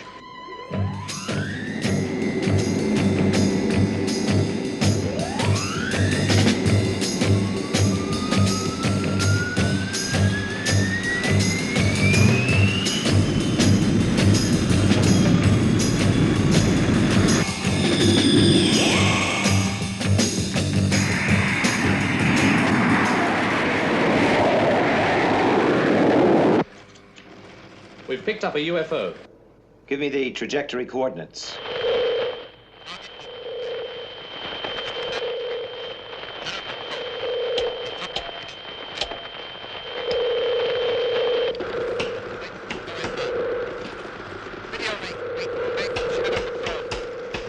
Another blackout.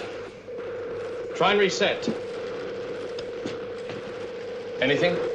Nothing.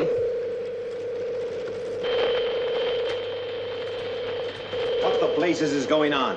We've lost them again, sir. And the emergency link? I've tried it. Keep trying. Yes, sir. Shadow control to moon base. Do you read me? Nothing, sir.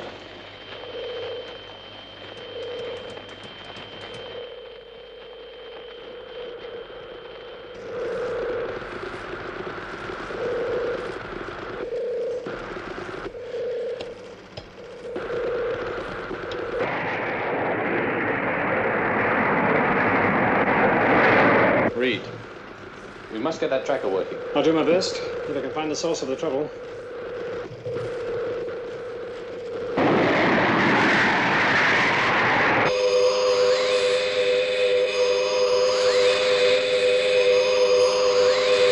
UFO maintaining course.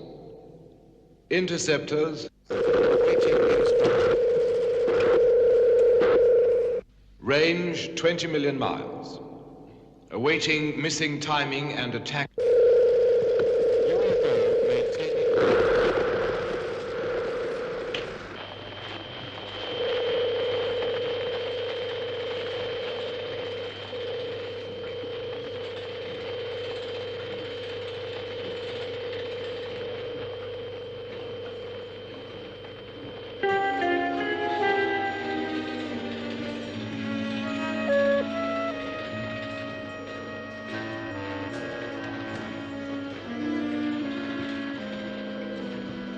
Lieutenant Ford, will you come into the office?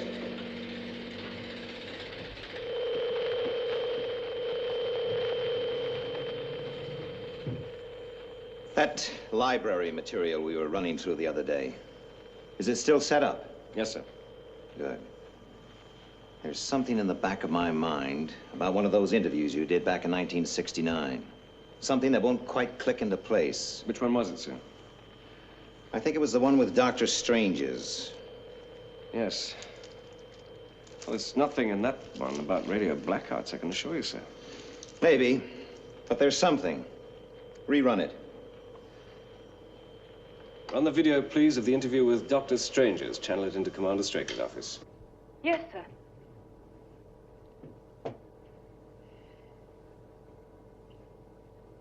Dr. Strange's, welcome to London. Thank you very much. In this year of 1969, man has just landed on the moon and we're bursting with newfound knowledge about space. But we have so very little on unidentified flying objects. As the president of the National Investigation I remember all Committee this. on UFOs, Let's see the second half. Could you tell us first What is an unidentified Wind on. object? Yes.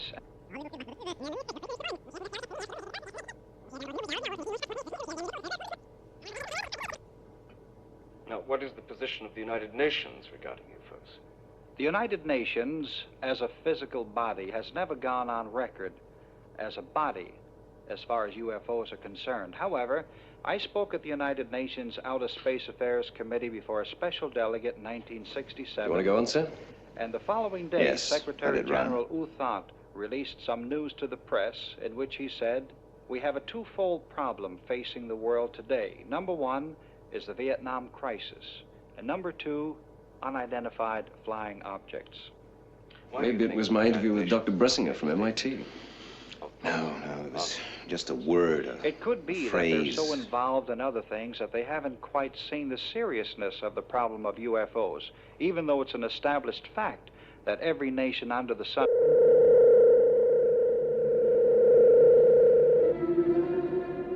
Let's go back.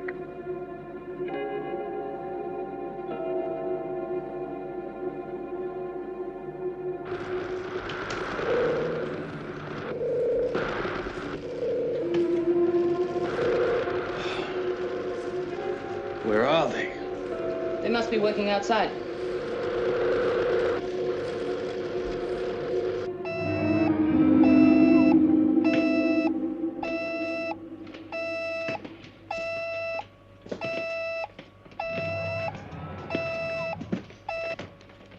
Dalatech.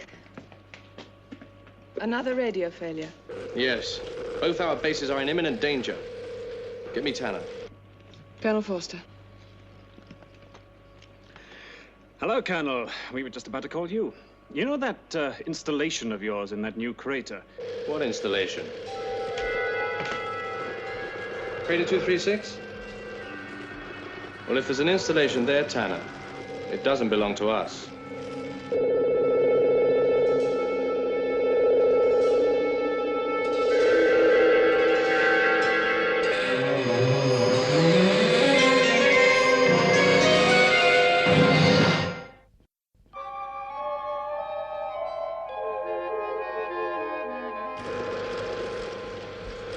Estimated range.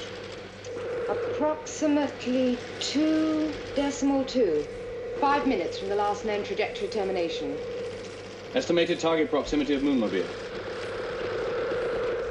1 minute 50.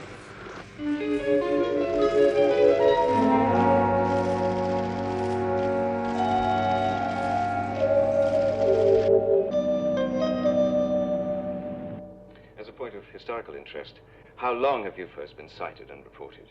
Actually, UFO history goes clear back to the year I really don't think there's 4000 anything, sir. BC. We check all The this early library material Chinese, pretty the early carefully. Egyptians called them sky Well, it balls was just a or hunch. sky balls, fireballs. The ancient Romans Hold called it. them fiery discs, and the ancient Greeks called Stop them the tape. shining or fiery. Run back a few feet.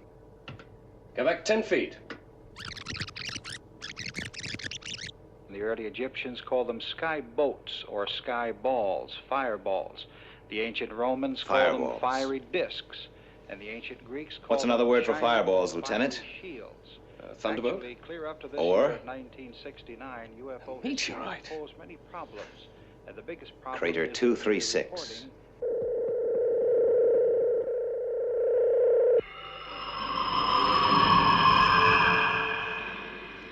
Still no radio contact? No. ETA Crater 236, 1 minute 5.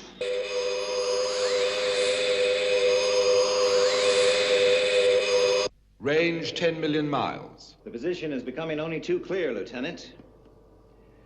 Just as we hear that Moonbase is under attack from a UFO, radio contact is lost.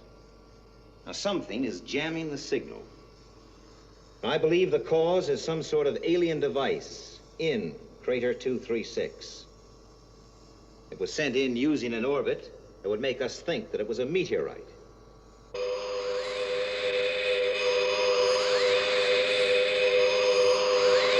Range 5 million miles. Bearing positive.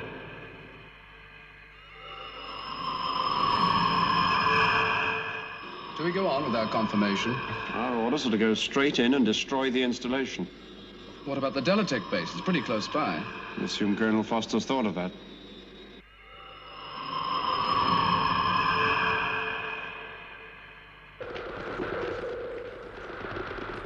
Tanner? 90 seconds. No time for details, but I'm confirming we're going to detonate in crater 236. Be prepared for an explosive decompression. Good luck. All right, get your helmet on. I still say Foster's up to something. We've got no choice. Come on,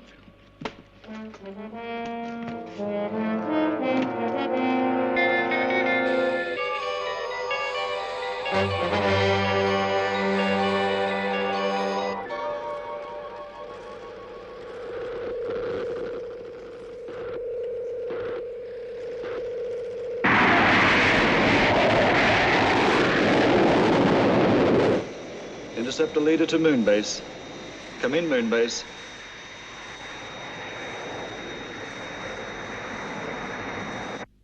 The interceptors are in position, awaiting timing and attack data.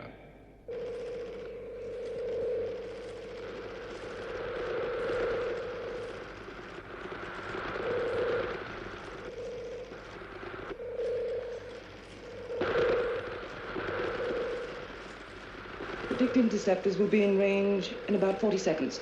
If they haven't altered course. Estimated proximity of Moonmobile.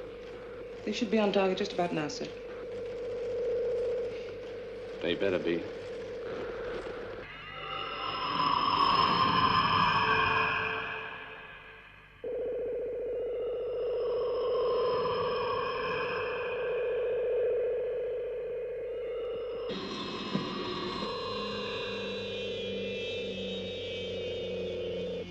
Okay, range on target. Range on target.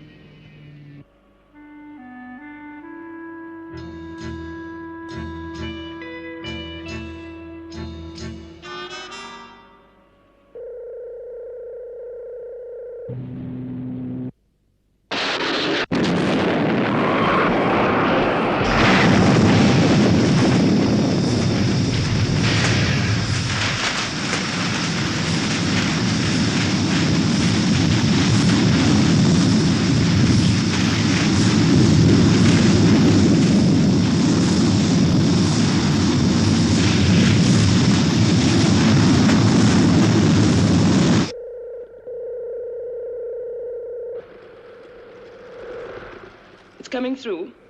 Contact AOK trajectory 839274. Moonbase to interceptors. Switch to computer link for course correction and missile firing sequence. Straker. We've re-established contact with Moonbase, sir. Right. Colonel Foster, what's the position? There was an alien device near the Delatech base. Yes, we assumed as much. Well, we have the UFO on positive track. The interceptors are going into attack.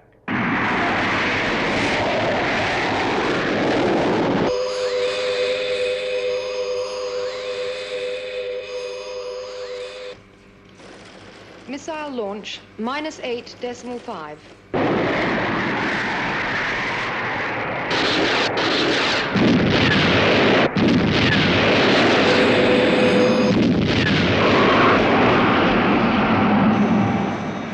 Well done, Captain. Return to base.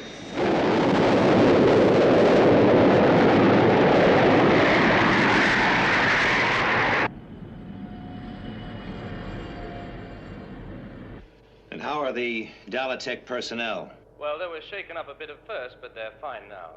The Moonmobile is bringing them back to Moonbase. Right. You'll have to use the amnesia procedure. I'll take care of it. Out.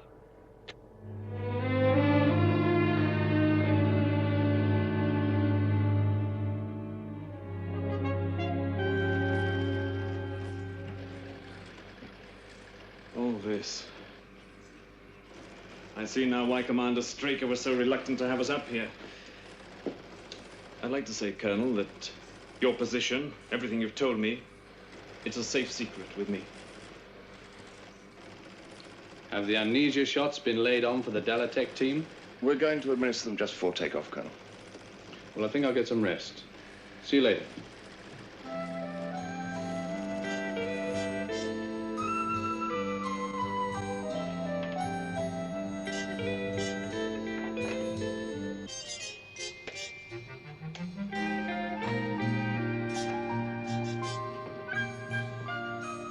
Hello, Paul. Hi. I wondered why they brought 2 coffee cups. How do you feel? Fine. Can I get you anything? No. Paul, I wanted to apologize. For what? All the trouble we caused you losing that lunar module. Come and sit down. Look, it wasn't your fault. There wasn't anything we could have done. But it would have happened anyway. It was inevitable. We never did eat that fettuccine. We will. But when you've forgotten about this, Forgotten? the amnesia shots, that there's nothing to worry about.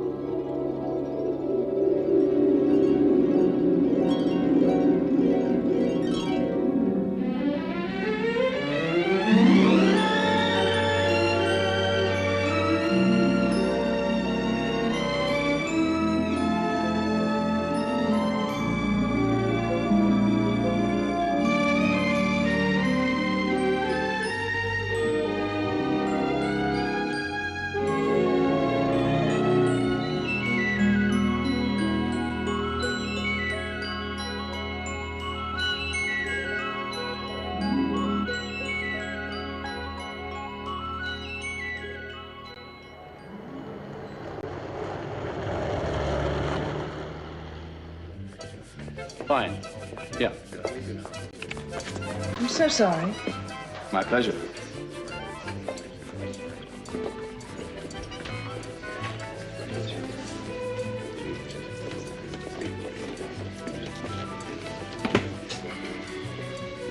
Beautiful.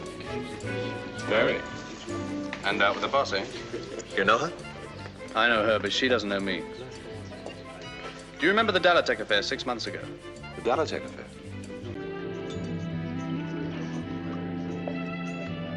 Thank you. So the Dalatec team stayed on for a couple more days. You and Jay must have got pretty friendly. Why did you ask her? Very funny. How does that old song go? Love's more beautiful the second time around, just as wonderful with both feet on the ground. Excuse me. Excuse me. I don't think you know me, but my name's Foster, Paul Foster. Now, I would say you are some kind of geologist. May I sit down?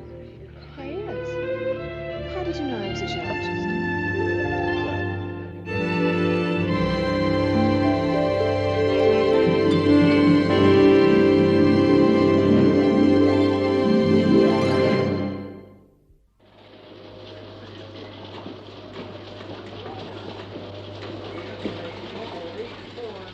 Anything?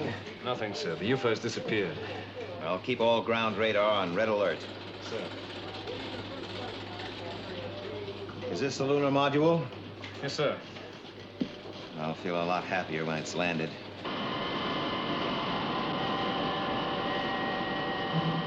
EER is 21 minutes. Rendezvous 4 minutes, 18 seconds later. Fine.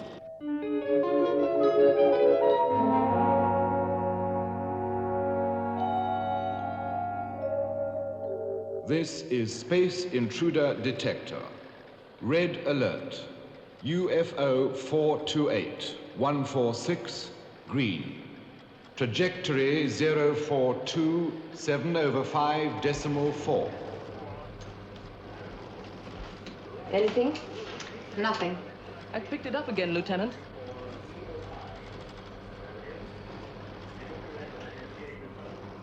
Course 072124. Speed, Sol 0.4. Check.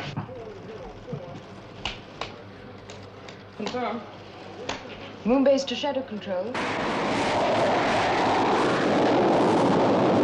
Come in, Moonbase. Confirm sighting in area T.6 green. Moving towards area yellow at Sol 4.0. Your sightings are masked from us by the moon. We'll pick it up in T6 yellow. Out. Check the estimated re-entry time on the module. Yes, sir. This is Shadow Control. Relay your re-entry time and angle. Re-entry begins in 7 minutes. Angle 27.5 on a 3-second burn. Thank you, Captain. It checks. Thank you.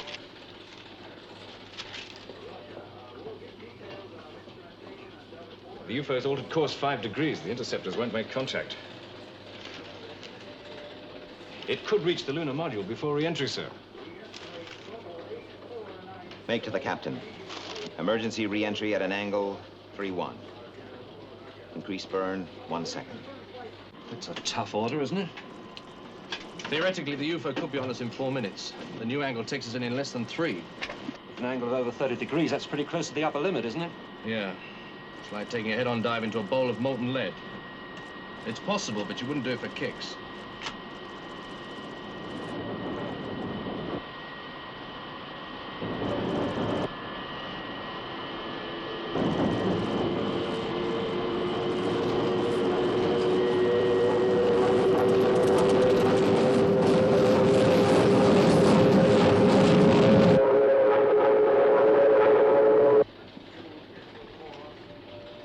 Sighting now in area blue, sir. Termination? I don't have an affirmative yet, sir, but it's definitely closing on the module.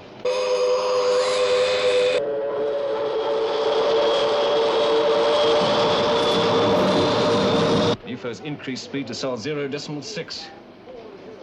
Even with the new angle, it's going to reach the module before re-entry is complete. Warn them.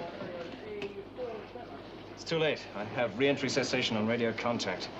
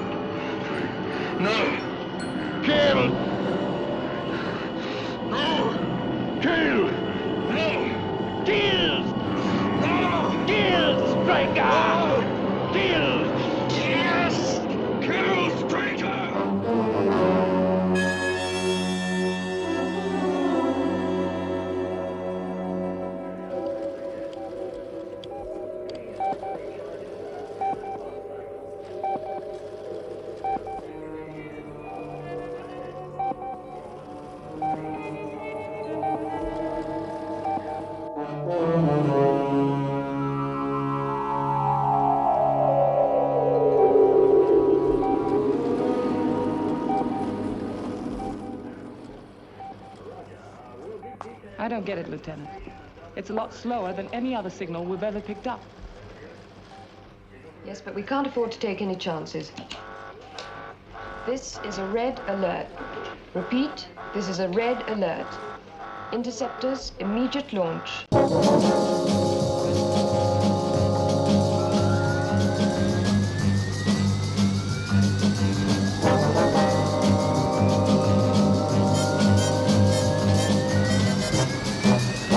Still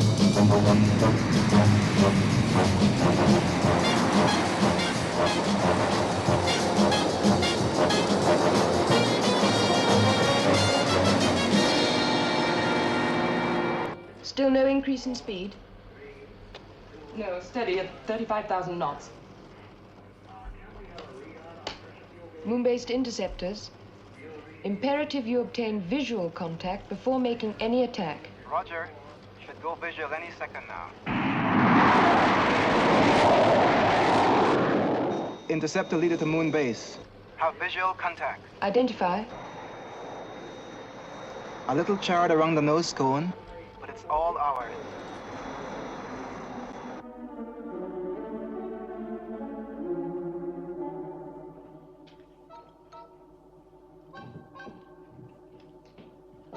Paul, good to see you.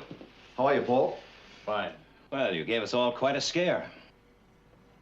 I gave you quite a scare? 16 hours with no radio contact. The transmission antennae was destroyed in the re-entry attempt. Yes, I read the technical report. Why don't you tell us your version?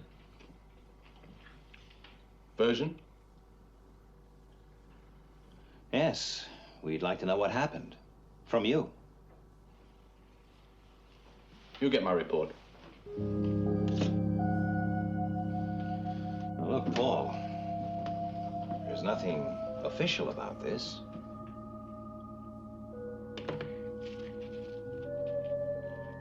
What'll it be, coffee? No thanks, you go ahead.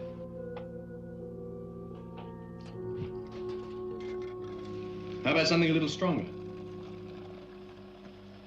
Now, you know I don't use it, Paul. Never? Oh, I was forgetting the ice-cold computer mind of Commander Straker can rationalize his troubles away. Now, look, Paul. We know you've had a pretty rough time, but Commander Straker doesn't have to take that kind of stuff from anyone. Maybe that's because nobody's dared to dish it out to him before now. All right. Let's have it. If you're talking about details of the accident, you're asking the wrong man. Who should I be asking? The man who ordered the re-entry angle of 31 degrees. That, as you very well know, was me. It was a dangerous but not impossible angle. That depends upon your stage of re-entry. For us, it meant a certain burn-up unless we leveled out. So you overcompensated and bounced off the atmosphere? Yes. Just had enough fuel to make it back here. It was a risk I had to take. A risk you had to take. Next time you have a risk to take, Commander, let me know and I'll pick up some of that back leave.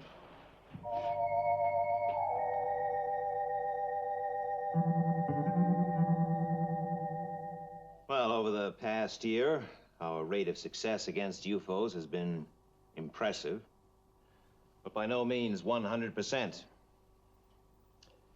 Like they used to say in the old days, that'd be like asking for the moon. Well, that's pretty much what I plan to ask for, Alec. Enough money to set up 4 new, fully automated moon bases over the next 10 years. Private? Let's work. Why don't you join us? I think it's the only way to achieve adequate backup capability, even against a massive UFO attack. Who says they have the capacity to mount a mass attack? Nobody. Because nobody really knows. But they might have. Next year, 10 years from now, and we have to be ready for it. All right. Let's hear your reactions. Alec? You're asking a lot, and I think the Council will fight you all the way. But I'm all for trying. Paul? I don't know. Just exactly what is that supposed to mean?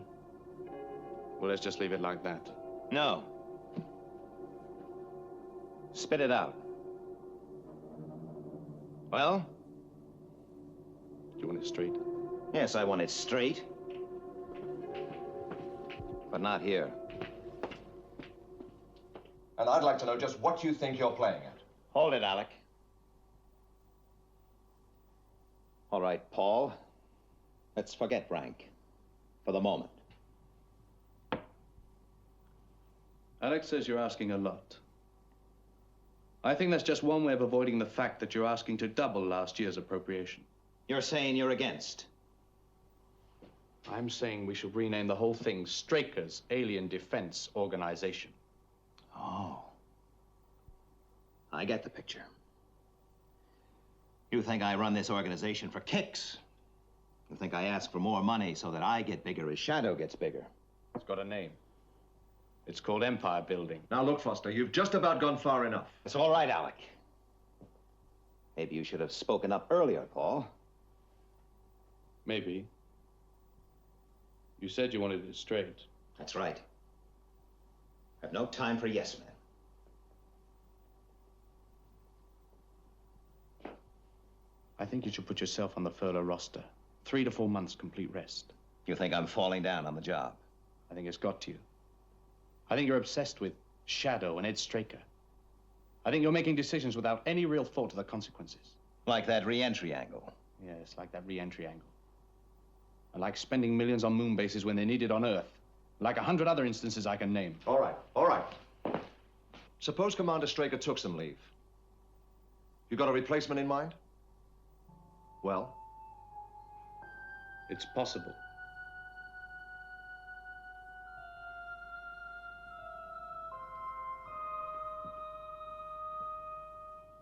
But why the soft pedal? Why didn't you just slap him back into line? It isn't that simple, Alec. Well, if you take my advice, you'll think about it. The lunar module leaves for Earth in 17 minutes. Well, I'd have to go. I'll sleep on what you said, Alec. Fine. You do that. Safe journey.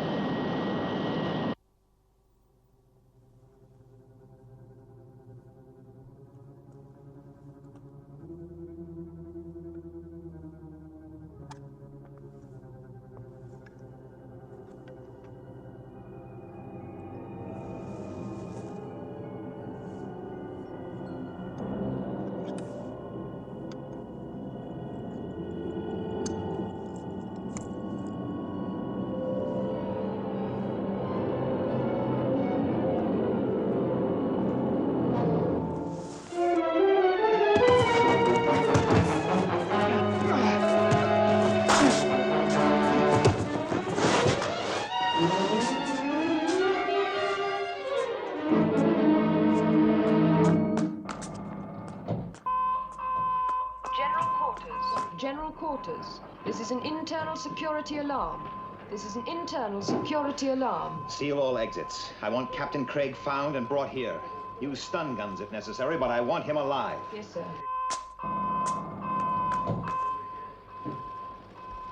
What happened? You tell me.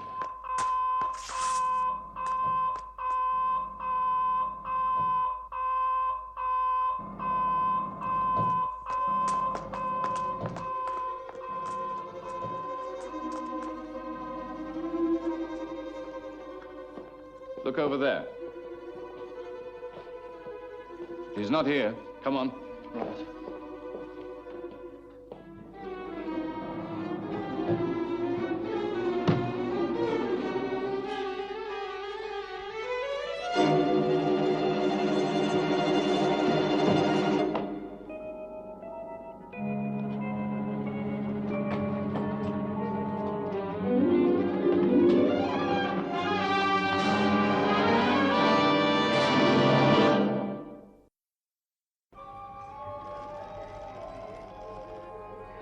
Right.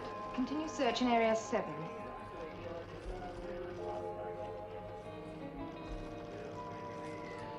What's taking so long? We'll find him, sir. Reception and embarkation areas searched. Sleep sphere checked? Right. Move on to recreation area. Negative. The explosive store's been broken into. Looks like a high detonation pack is missing.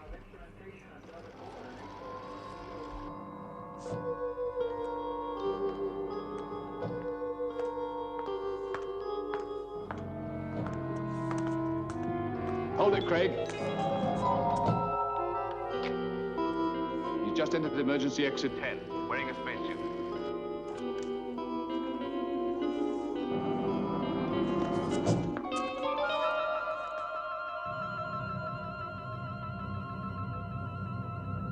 Order condition red.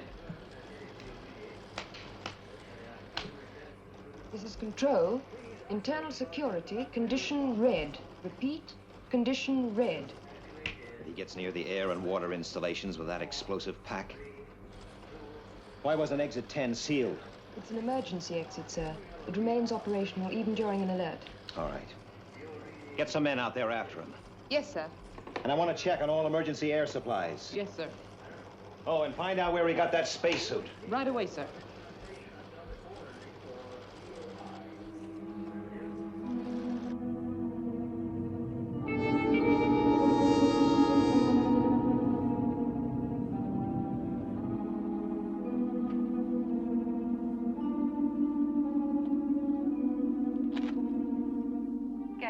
There's a spacesuit missing from the leisure sphere, but he won't get far.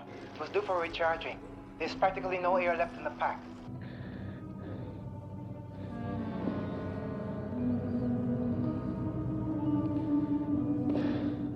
Scan the surface.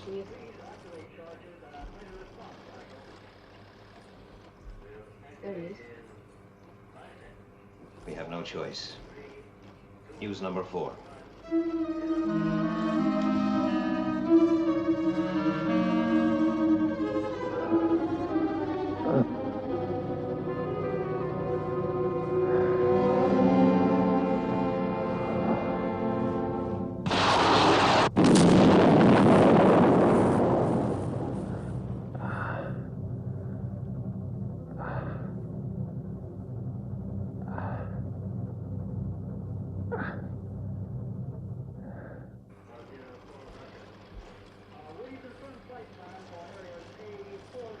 We'll have to use a missile.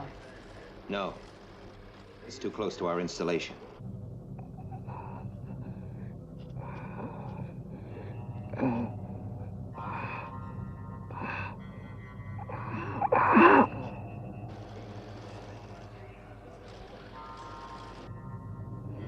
Listen to me, Craig. We know what you're trying to do, but it's 200 yards to that air and water installation. You'll never make it. I'll be close enough. Lieutenant Craig, we realize you want to destroy Moonbase, but you're destroying yourself. Your air supply won't last.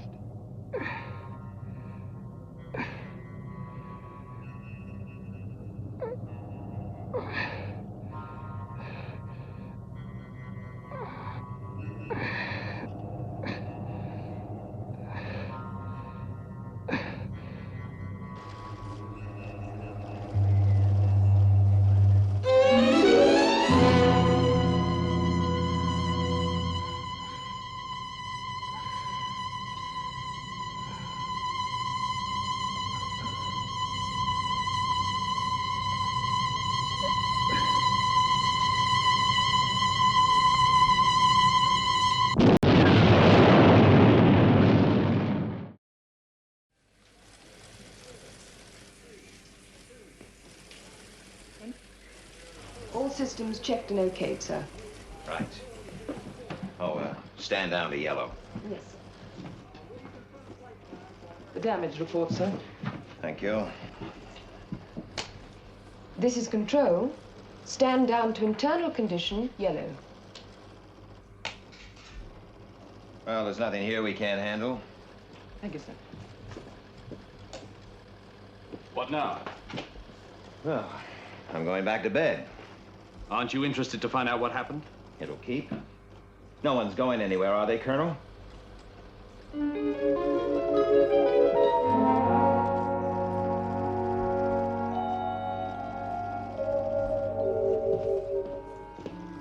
me a teleprinter link to Earth. I want to make a report. Yes, Colonel.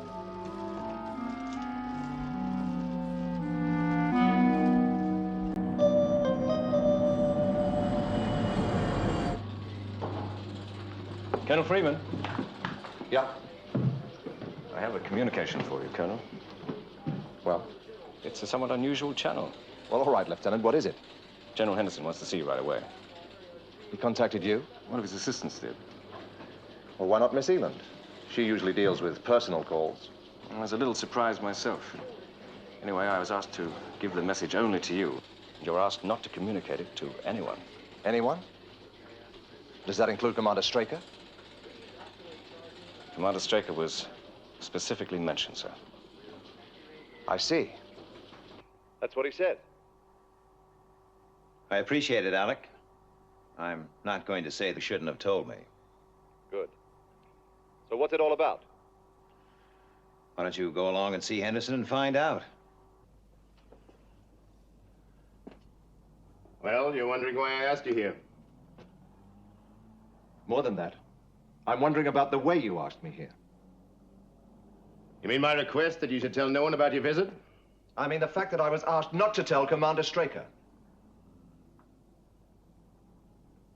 And did you? First chance I got.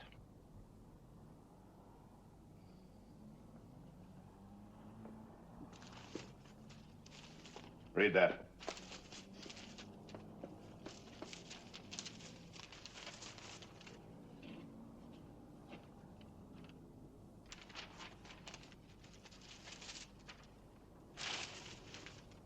You didn't finish it. I don't have to. I've seen enough.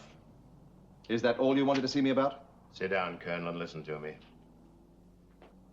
Now, if this had come to me from a shadow operative or even from a senior shadow officer, I'd have pitched it straight into the ash can. But it didn't. It came from Moon Base. From Paul Foster, the man who's backed Straker in every fight he's got into.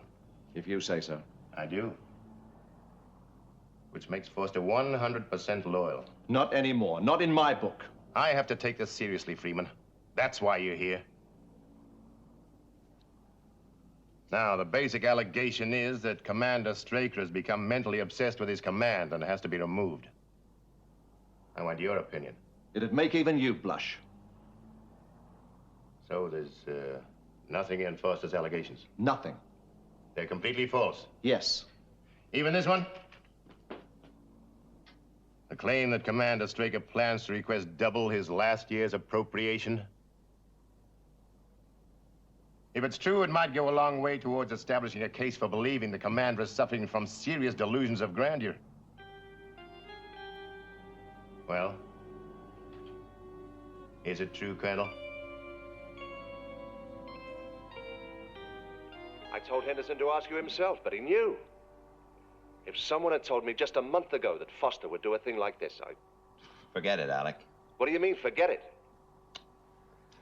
Listen, Foster didn't transmit that information to General Henderson out of pure malice. There's got to be another reason for it. Has there? He's bucking for promotion, and he doesn't care who he has to step on to get it. Well, there's only one way to find out the answer. Tackle him about it. Thanks, Alec.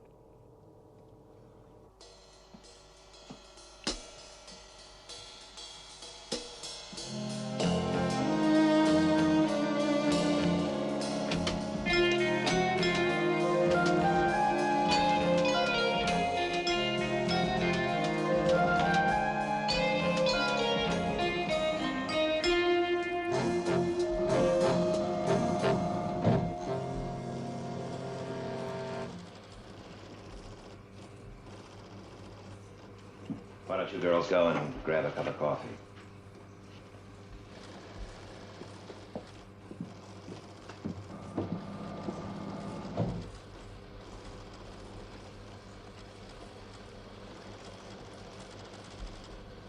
All right, Paul. You sent details of the new appropriation request to General Henderson.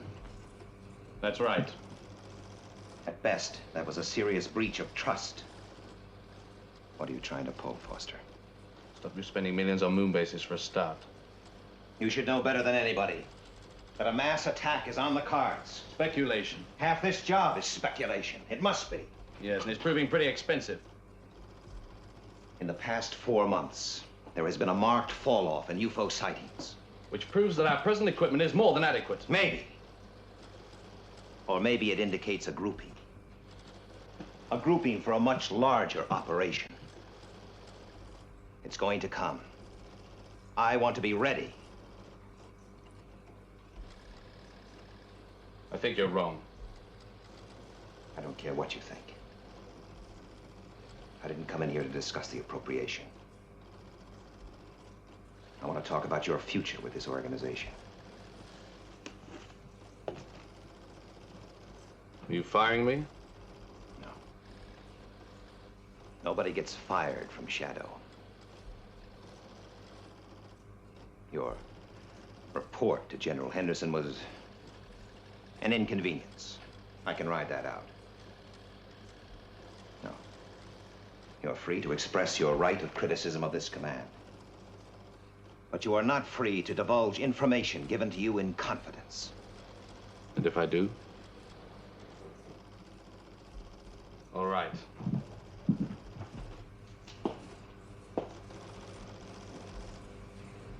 Let's get one thing clear. I stick to my opinion. I'm gonna push for a change of command. How hard will you push, Paul? As hard as Craig? You still say he tried to kill you? Yes. With an empty hypodermic? What did you say?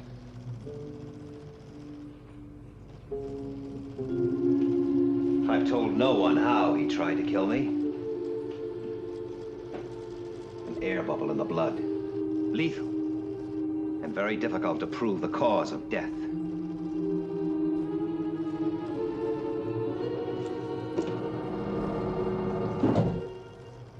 Open it.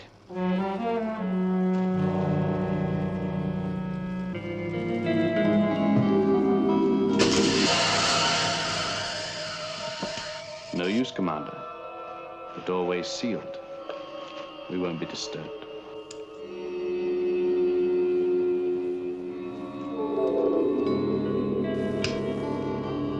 Must be a short circuit someplace. Get the emergency power switched on and trace the fault. Right. Colonel. Why don't you just think about this? Think about it. That's exactly what I've done ever since that last re-entry. We're switching to the emergency power circuit. Emergency power circuit now in operation. You're crazy, Foster. You know that, don't you? Am I? You must be to think you'll get away with this. You've run this organization too long. It's as simple as that. All right, Foster. What do you plan to do? You came into the control sphere. You asked the girls to leave and lock the doorway.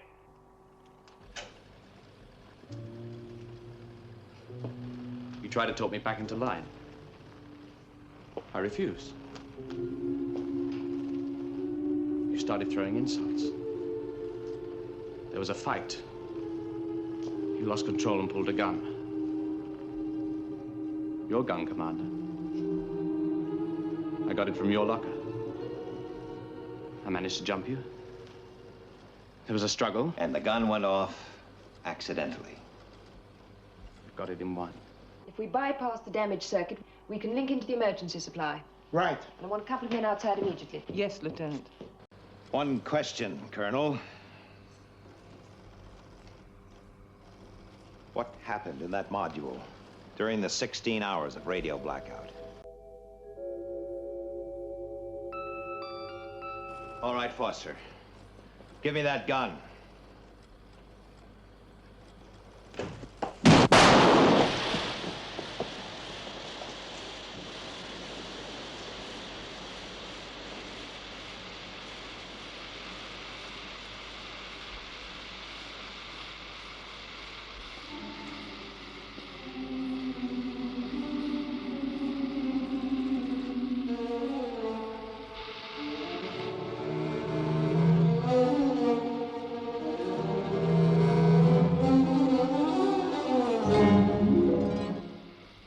Why did you use it?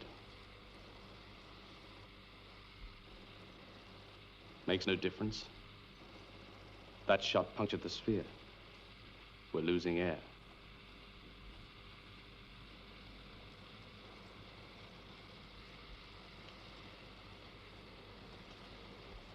the end, Straker.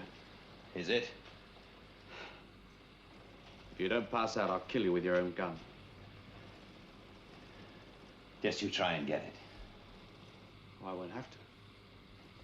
You'll pass out before I will.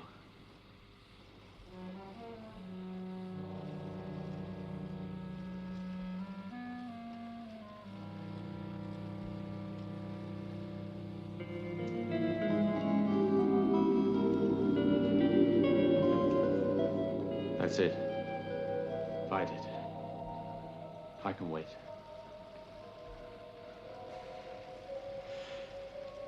You see, it's a question of physique.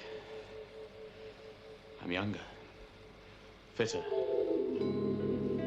stronger. You're forgetting one thing, Foster. Willpower.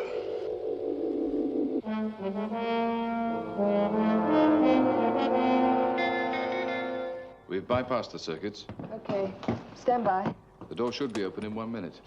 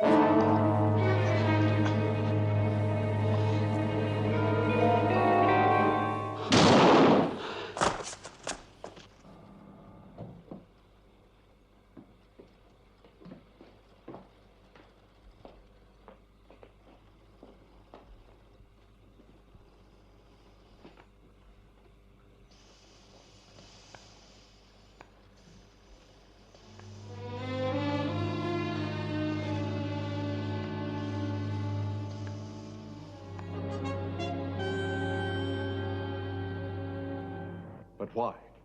Why? I don't know, Alec. I just don't know.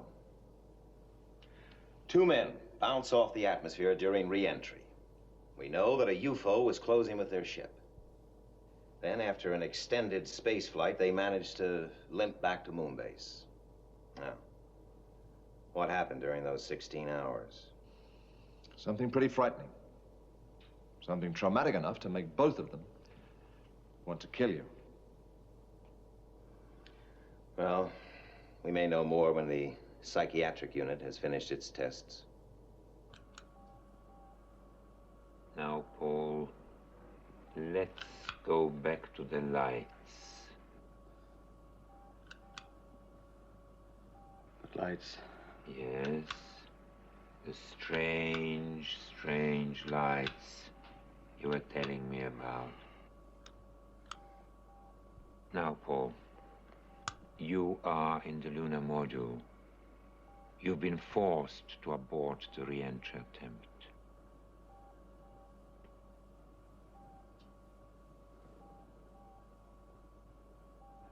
Check the fuel. What? Well, that's not enough. Compute for lunar orbit. Well, the antenna is damaged. No hope of radio contact. We're on our own. Go on, Paul, go on. It's later, an hour later. On course. Well, I said the fuel holds out. And then? What happened then, Paul?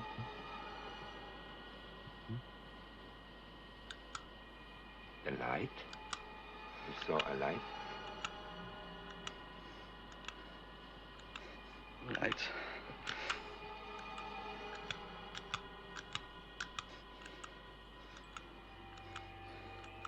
So strong. It's so bright. It's blinding me. What's making this light? Where does it come from? Kill. Where does this light come from, Paul? Kill. Pulse rate 104 and still rising, Doctor. Kill. Kill who? Kill. Kill.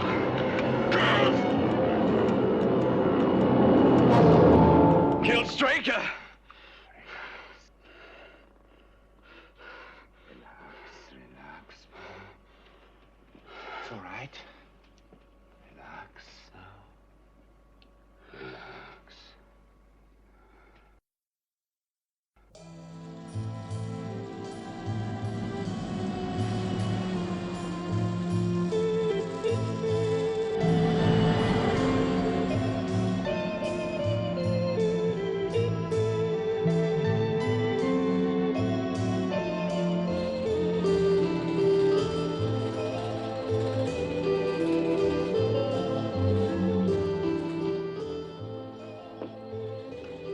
Sorry I'm late.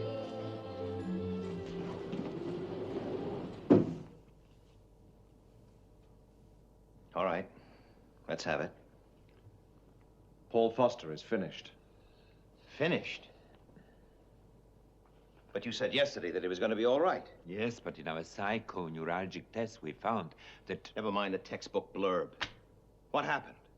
Well, sometime during that space flight in the lunar module, Colonel Foster was subjected to a deep subliminal impulse. Brainwashed. By who or whatever was in that UFO. Brainwashed? Yes, the impulse was extremely powerful and confined to one specific action. To kill you. But you said that Foster could be completely normalized. That's right. But our latest tests have shown there is still a trace of the impulse deeply rooted in his subconscious. Just exactly what does that mean? It means that we can never be sure. Sure. That next week, next month, or in 5 years' time, the impulse might surface and Foster's subconscious will force him to kill you. It could happen today. Jackson, you said we couldn't be sure. So there is a doubt. That's right. I could be wrong.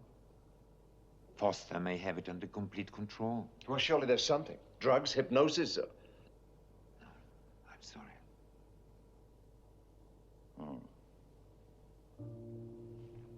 You know what this means?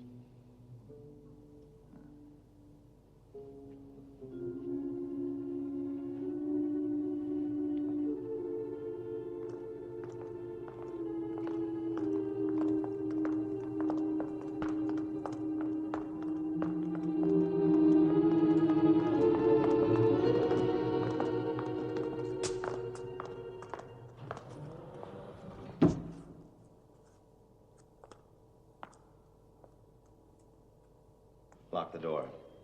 Under no circumstances whatsoever, open it for 15 minutes. Is that understood? Very good, sir.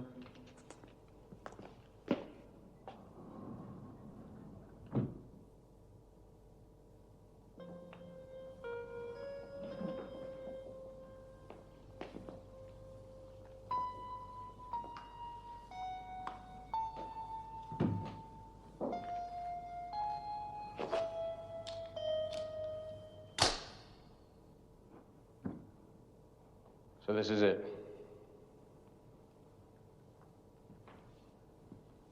Thing is, I feel perfectly normal.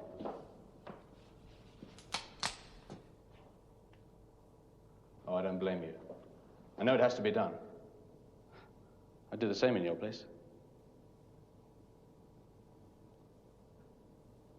What did the reports say? I'm liable to crack up again?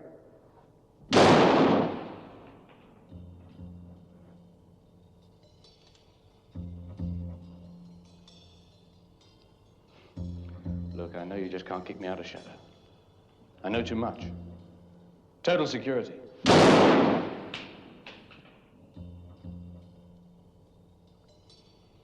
Well, for God's sake, get it over with. I think there's a few things you should know first, Foster. The aliens planted one objective in your mind. To kill me. The rest of your mind was unaffected.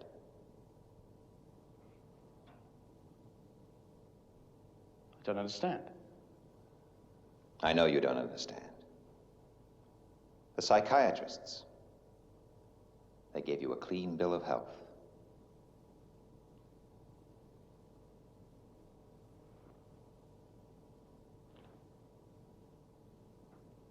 Well, if I'm okay, why this? I think you said it pretty well yourself. You told me you were going to push for a change of command.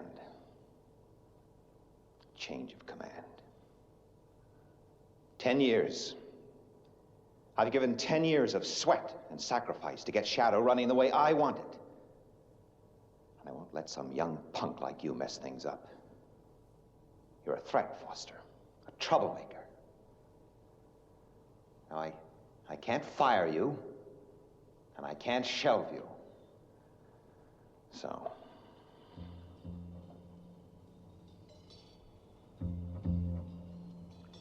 I don't believe you.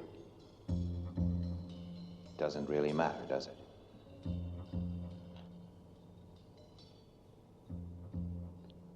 Well, there's Henderson.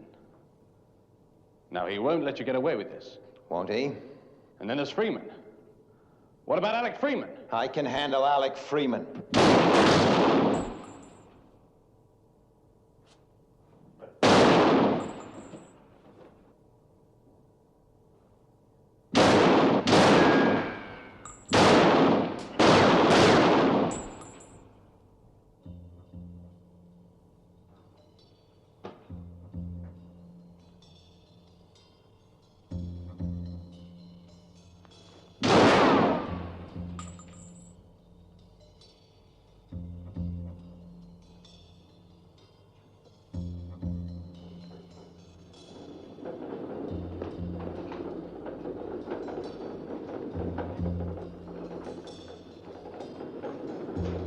Hold it, Foster.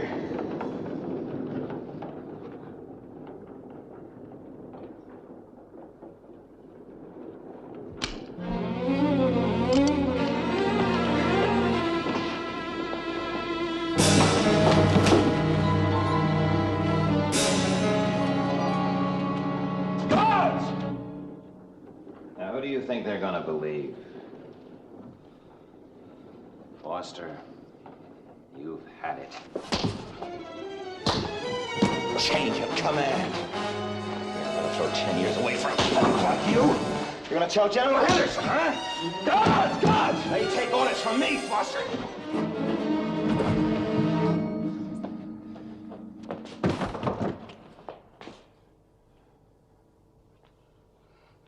Now get back, Straker! You're going to have to kill me, Foster. No! I said kill me. It's you or me. Shoot! Kill! Kill!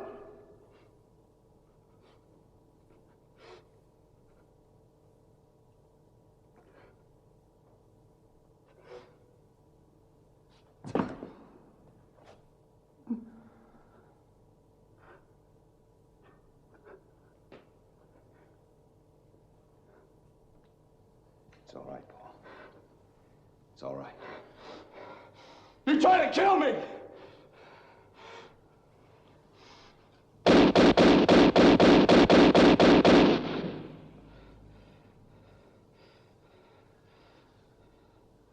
could have killed you any time I wanted. I'm sorry, Paul. I had to do it.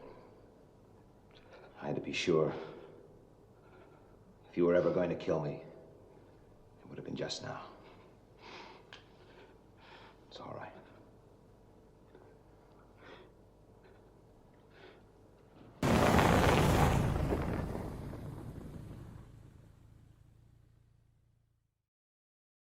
Still haven't figured it all out, but he's quite a guy.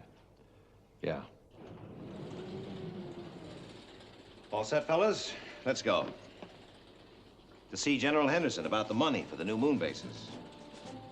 By the way, Paul, I'll listen to any reasonable arguments against it in the car.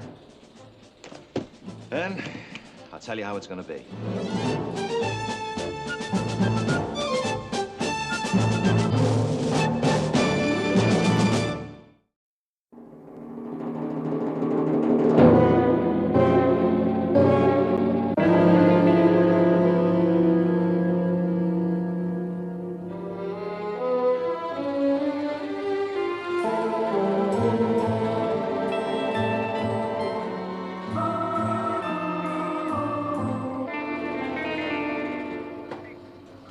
Has Colonel Freeman left? Yes, a couple of hours ago. Shall I contact him? No, that's all right. I'll call him at home. Right.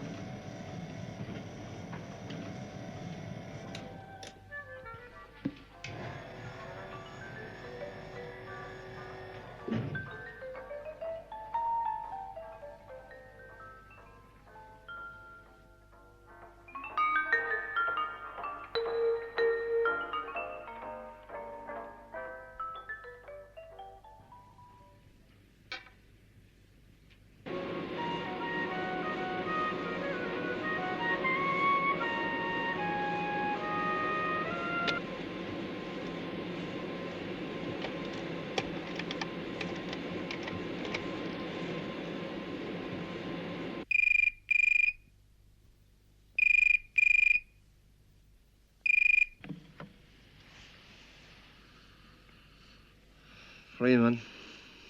Alec? Oh, don't you ever sleep? Hope I didn't wake you up. Oh, sure. Listen, Alec. There's a few things I want to check. Now, first of all... Hold it.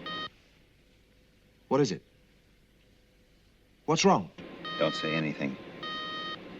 I've got an E-alarm.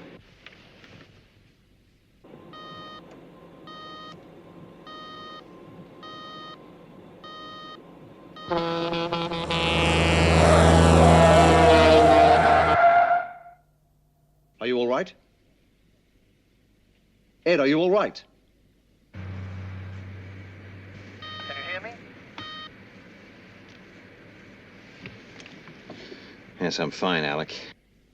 It's a bugging device. Somebody's out to get us, Alec. I've got a pretty good idea who it is.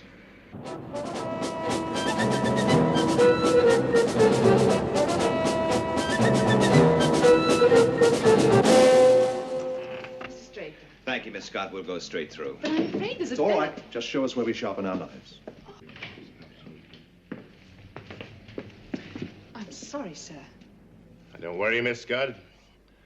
Stopping runaway trains is not part of your job. Streaker, this is a most unpleasant surprise. Yes, I'm sure. You know Jackson, of course. Of course. The eyes and ears of the world. Commander. Colonel Freeman. I'd shake hands, but you know how it is. I can't bear to touch anything slippery. Well, now we've dispensed with the pleasantries.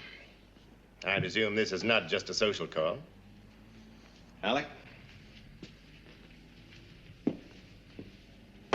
Yours, I believe.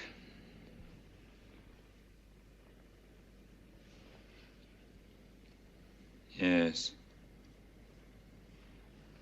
Standard Mark IV bugging device. Range about 3 miles. Planted in my car. Why? 2 reasons.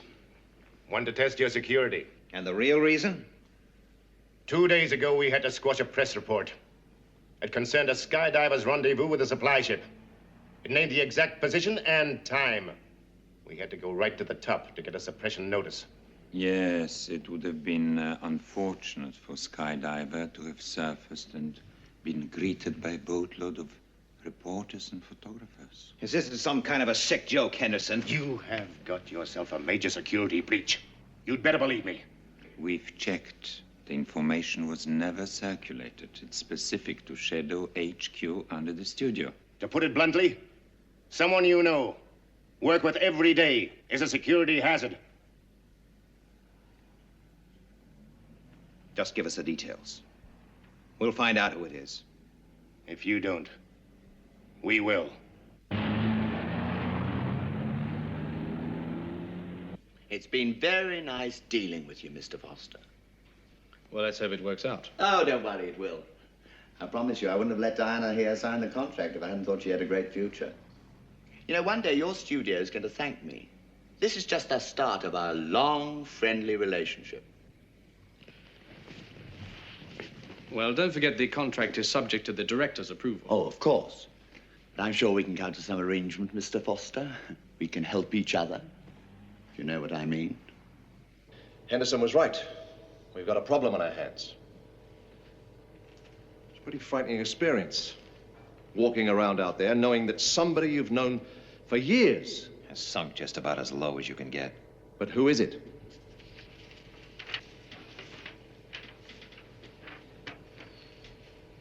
The coded message to Skydiver. The one that was leaked.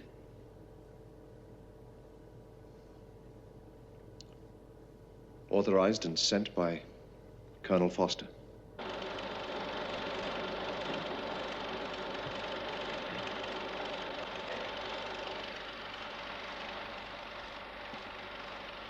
Hi. How's it going? Oh, great. There's more to making movies than people think. I'm learning something new every day. Yes, that happens to most of us.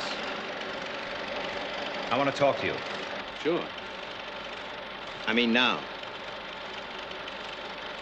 Get rid of the crew.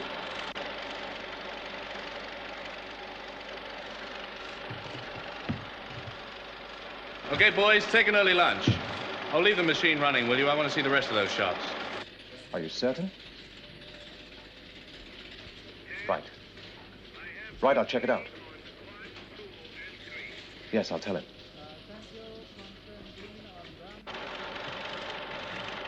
Close the door.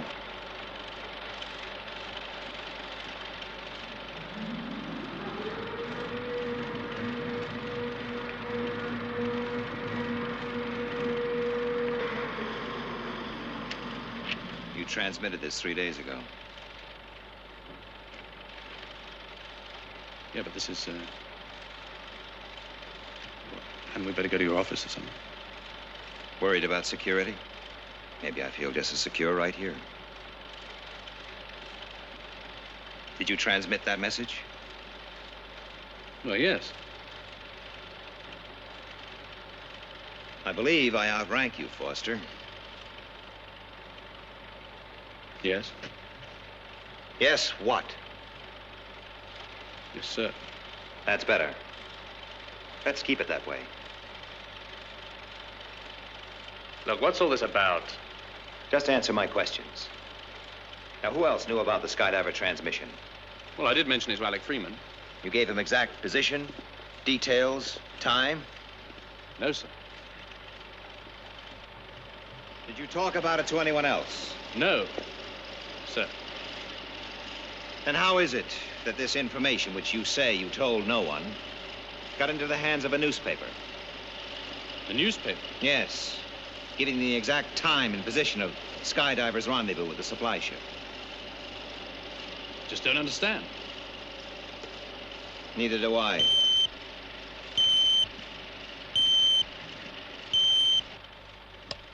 Straker. I just had Henderson on the line. There's been another security leak. It concerned a routine flight from Moonbase. Who planned and authorized it? Foster. Thank you, Alec.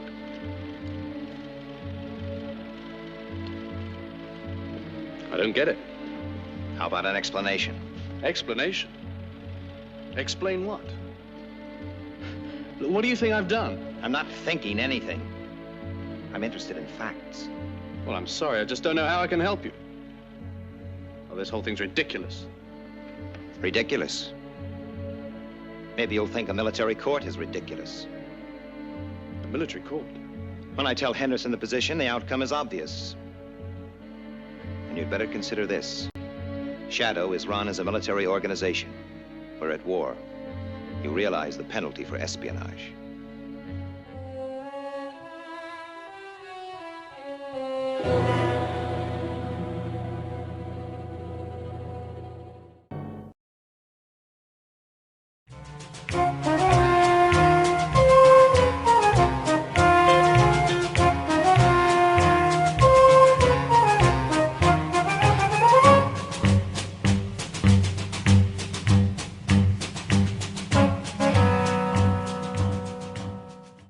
3 minutes to 9.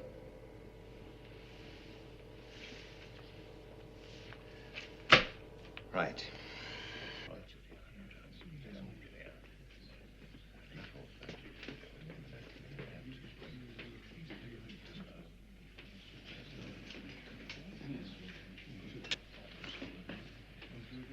Guards.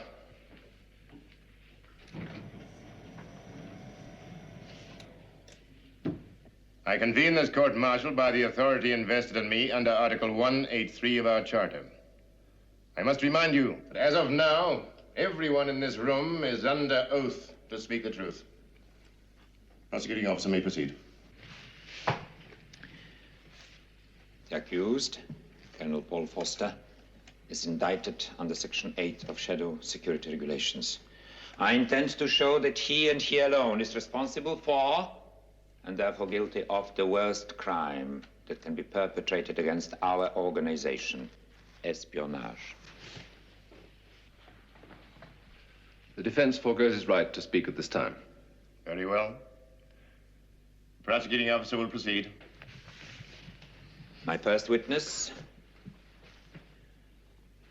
Lieutenant Ford.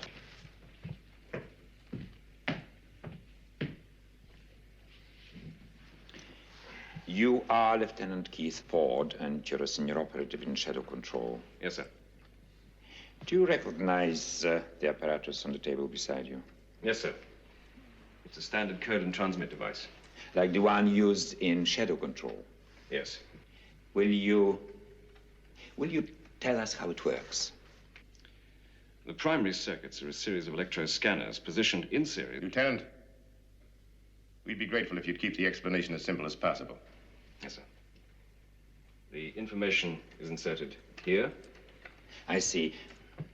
In what form is this information? Handwritten on a standard input docket. Like this? Yes. But you say the message or whatever is handwritten, it seems an antiquated method in this electronic age. It's one of the best security checks we have.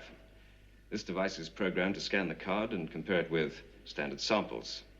It will only accept genuine authorized input. So, for example, if I wrote a message for transmission? It would be scanned and rejected, as would a forgery. I see. Whose handwriting is the coder programmed to accept? Commander Straker's, Colonel Freeman's, and Colonel Foster's. And Colonel Foster's. I see. The information is then coded and transmitted automatically. Yes, sir. Thank you, Lieutenant. Lieutenant, what happens to the input card? It's destroyed inside the coder. But a record is kept of the input. Yes, in the coder's memory bank. So that if you, for example, wanted to, Lieutenant, you could check the content of a transmission. Yes, sir. And so could anyone else in the control room at the time. Yes. Anyone. Thank you. Just how could you check the content of a transmission? You select the relevant number on these keys and the information is printed out. On another card similar to this? Yes, sir. But isn't it printed out in code as it was transmitted? And isn't it necessary to use a computer run to decode it? When was the last computer run of this kind? About 2 weeks ago. 2 weeks ago. And the transmissions concerned in the security leak were both sent within the last 5 days. That's all, Lieutenant.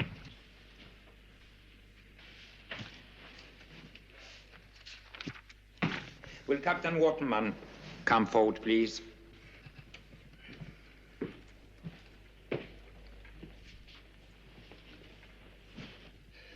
Captain Lou Waterman, at present commanding officer Skydiver. I just one question, Captain. Did you know the contents of the orders concerning the supply ship rendezvous transmitted to your submarine by Colonel Foster? No. Could you explain why, Captain? Well, until we receive confirmation, the message remains uncoded in our computer memory. Is this a standard procedure for security reasons? Yes. So neither you nor any of your crew could have leaked the information? No. Would you mind speaking up, Captain? No. Thank you. No questions.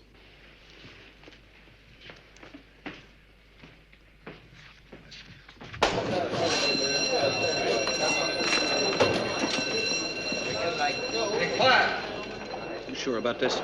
Certain. I've seen it myself. It's an open set. Well, that's just great.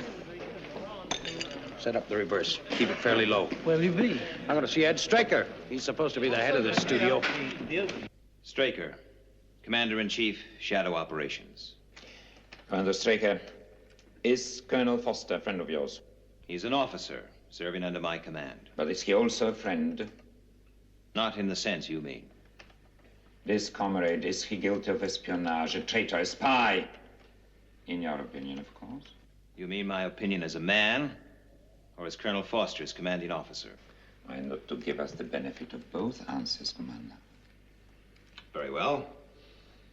As a man, my opinions are private, therefore no concern of this hearing. As Colonel Foster's superior officer, I'm interested in facts, not guesses. No more questions. Colonel Foster is a comparatively new member of SHADO. Yes. And you authorized his acceptance? Yes, that's correct. On what did you base your decision?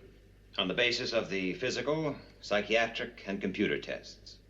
On his past record as an Air Force pilot, civilian pilot, and on my judgment. He had security clearance? Naturally. Is this a copy of the security report on Colonel Foster?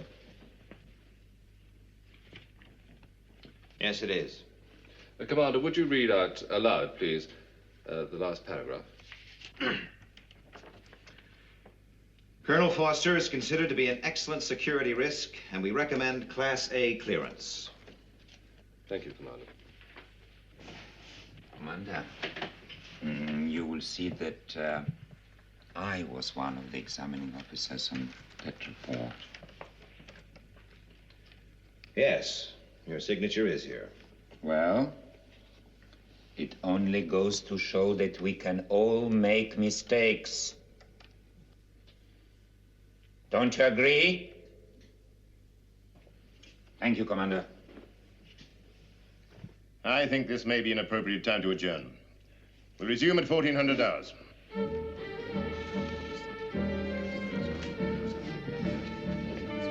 I need some air.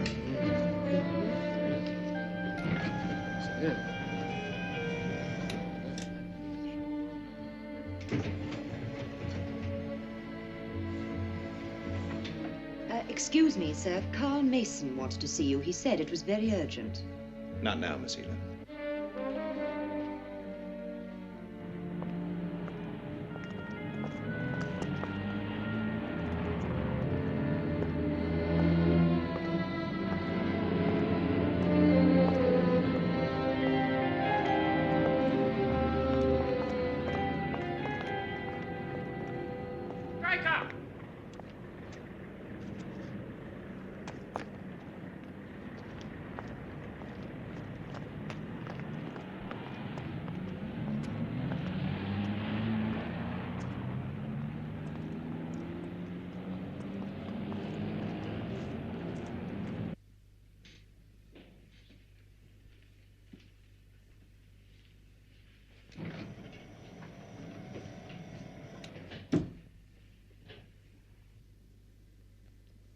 The defending officer may proceed.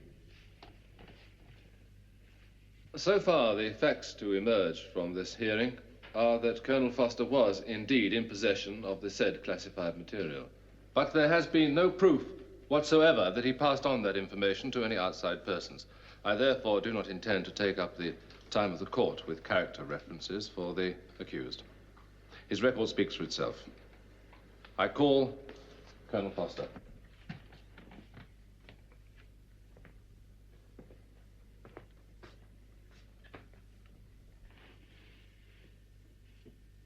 Foster, Paul J. 804. Colonel, are you guilty of the charges as stated? Not guilty. Have you ever passed on classified information to any unauthorized person or persons? Never. Thank you.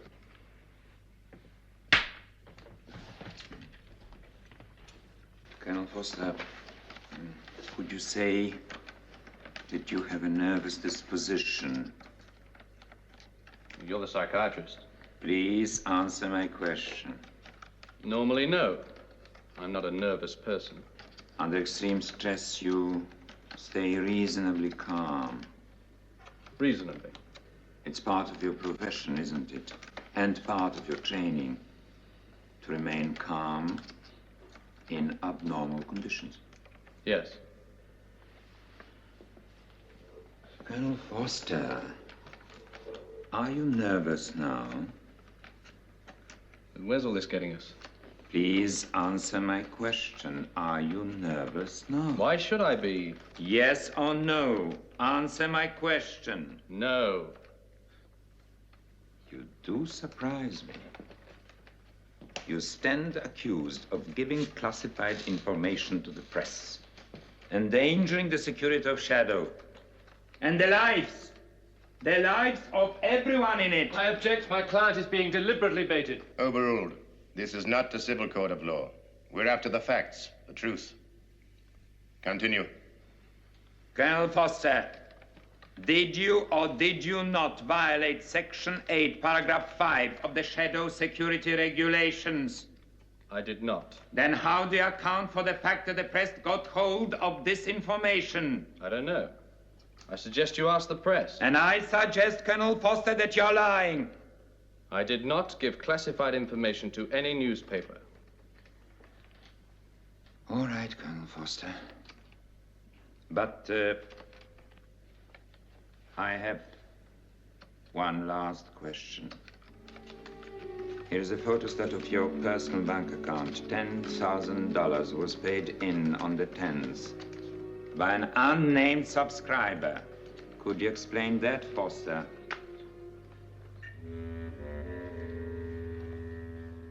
I can't. It's the first I've heard of it. Very convenient. What are you implying? Implying?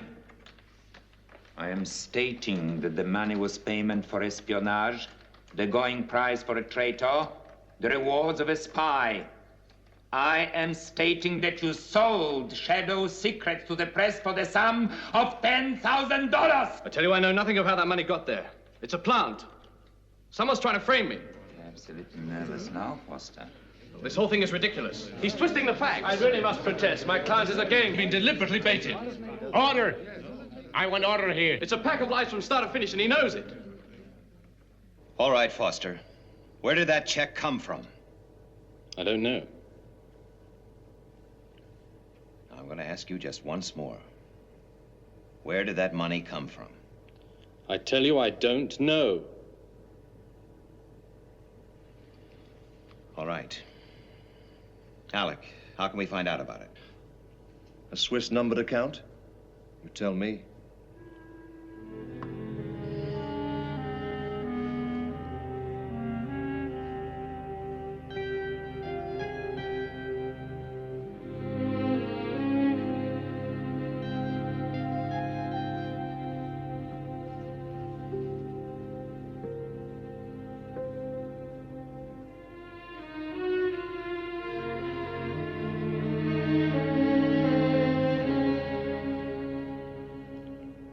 Sir, as my commanding officer, do you think I'm guilty? Whatever you say can't affect the decision now. I'd just like to know. All the evidence in that court-martial says yes. But if you want a gut reaction, no.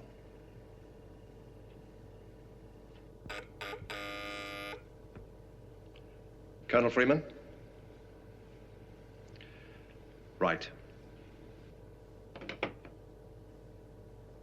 They're coming back in. They have found Colonel Foster guilty of the charge as stated. Under Article 183, The sentence is specific. The execution was fixed for 1200 hours, the 19th of next month. Any appeal must be lodged within 14 days. This court-martial is closed.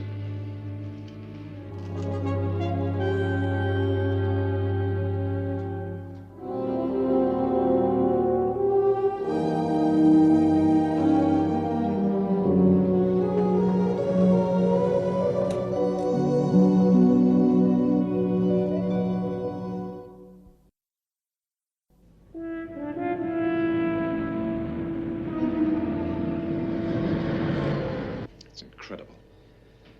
There wasn't one piece of tangible evidence. Foster was found guilty through a series of airtight negatives. Information was leaked to the press. Foster was the only one who knew that information. He told no one. His word. And the coder transmitter is security proof. There must be some other explanation. Well, it appears to be military. No. No, I can't give you the source. I just happened on it by chance. Yes. Yes, I certainly do that. And the usual arrangement? Right.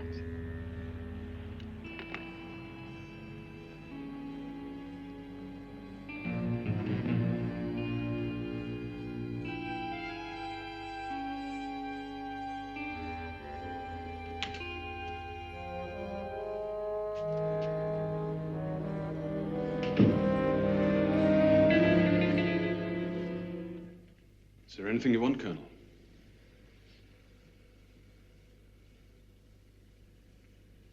No, thanks. Could be a long night. Shall I ask the doctor to get you something to help you sleep? No, thanks, I'll be fine.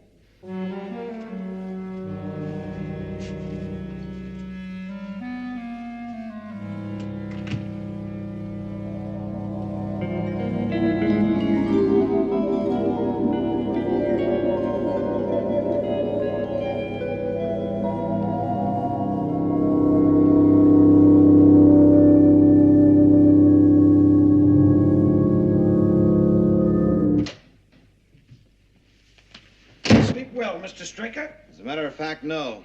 Well, that's too bad. Because I didn't sleep at all. It's Carl Mason, isn't it? Well, recognition at last from the big white chief. You'll have to excuse me. Listen, Straker, I've been trying to talk to you for 3 days. Everybody has problems. Some more important than others. Take your hand off me. Oh, no. I've telephoned you a dozen times. I've practically slept in this office. Now you're going to listen to me. Mason, I'm warning you. You say you got troubles? Here's another one you can add to your list. There's a security leak. Security leak? I'm making a picture here.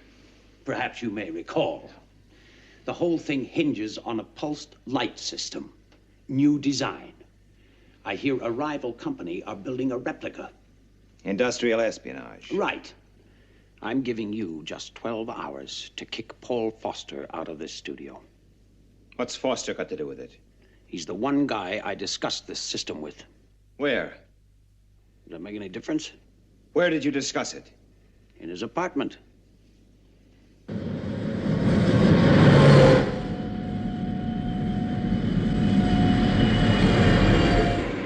It's a pretty long shot.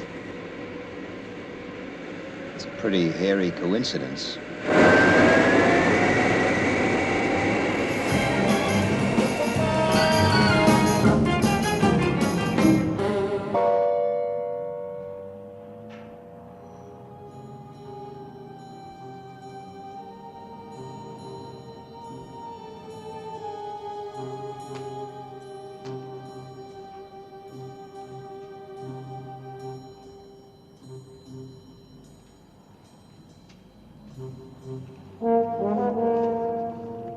Anything? Nothing. Foster's not a fool. He would have run the standard check every week. What did Henderson have to say? He wasn't available. I don't know why I bothered to call him. He wouldn't be interested unless we come up with something concrete. Oh, you better reassemble that. Why bother? Foster isn't going to need it. Well, not much wrong with my appetite. Time's Webb arriving? 2:30. Don't worry, he's a good defending officer. He'll make the appeal stick. Yeah. Sure. Well, how about some more coffee? I was almost sure. There's nothing here. Let's go. No, wait a minute, Alec.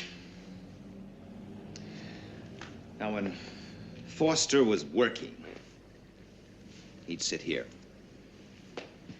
And when Mason was here, say they'd driven over from the studio, arrived about 7:30. Now, what would Foster do?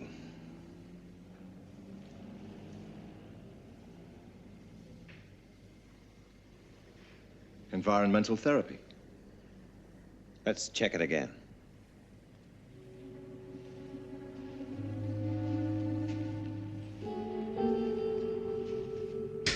Positive.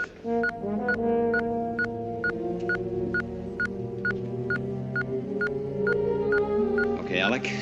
Let's take this place apart. Get a group over here.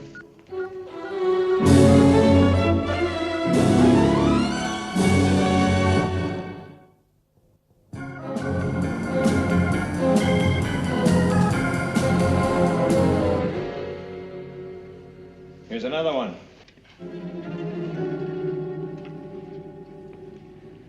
Very clever setup. 2 audio transmitters and 3 miniaturized cameras. And all activated by the display lights. We found this on some waste ground about a mile away. Tape recorder. Yes, with a built-in radio receiver. When this stuff starts transmitting, it receives and records the data. Then the contact comes along and picks up a tape. Let's find out where all this is made. Yes, sir.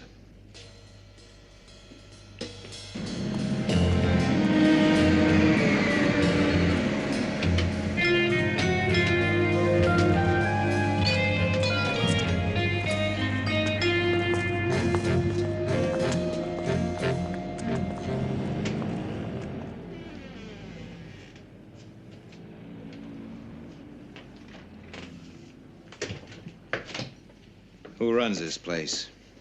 I do. Who are you? I believe this is one of your gadgets. Maybe. Maybe not. Now look, funny man. Miss, get lost. Now you listen. This is private property. There are 2 ways you can play this, Singleton. One is the easy way. Joe.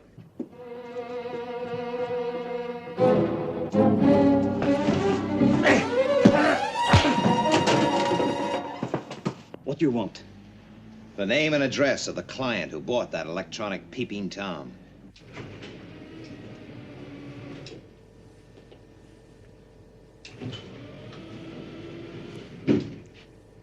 Hello, Colonel.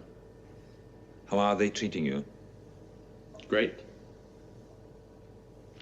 I've drafted the appeal. It needs your signature.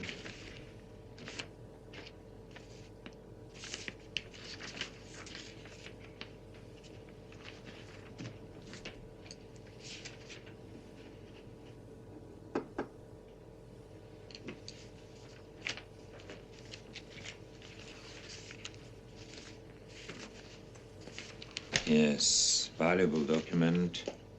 Rather fragile, but valuable.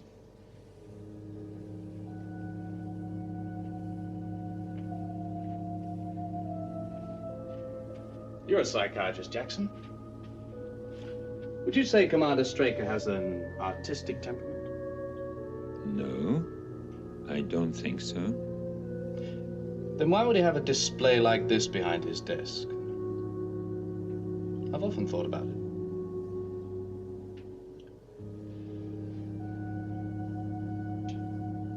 Maybe it soothes his nerves.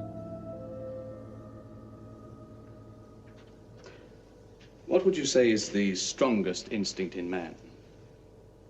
Love? Hate? Self-preservation? Guards!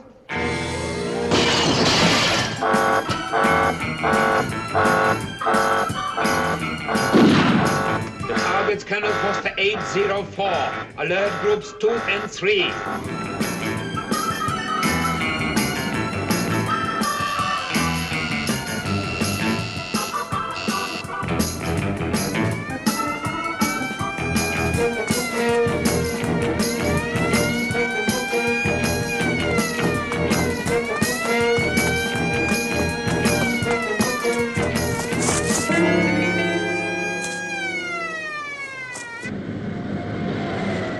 Pickup on Miss Jane Grant. Address? 124 Eastern Avenue. You got that? Right. At the studio. Oh, and put me through to General Henderson, please. Priority A. This I'm going to enjoy. All right, Straker. You may have new evidence, but I've got something for you. Foster escaped 20 minutes ago. Groups 2 and 3 have been alerted. What? But you can't do that. Now listen. Foster knows the complete setup. He was found guilty of espionage. I'm not risking the whole organization for one man. My orders are to shoot on sight. But his apartment was bugged. Was it? Or was it his way of passing the information? It's going to take positive proof of innocence to convince me.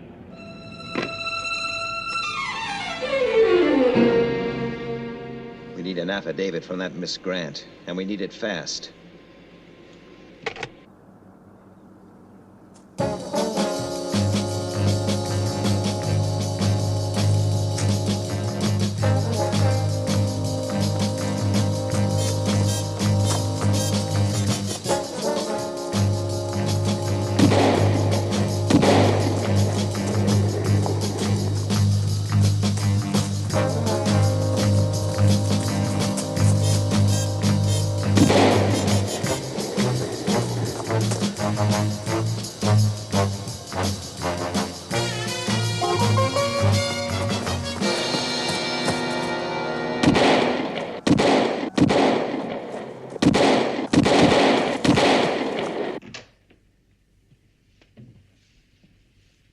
Is Miss Grant here?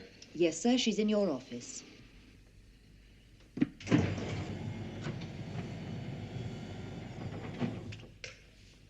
Thank you, Ford.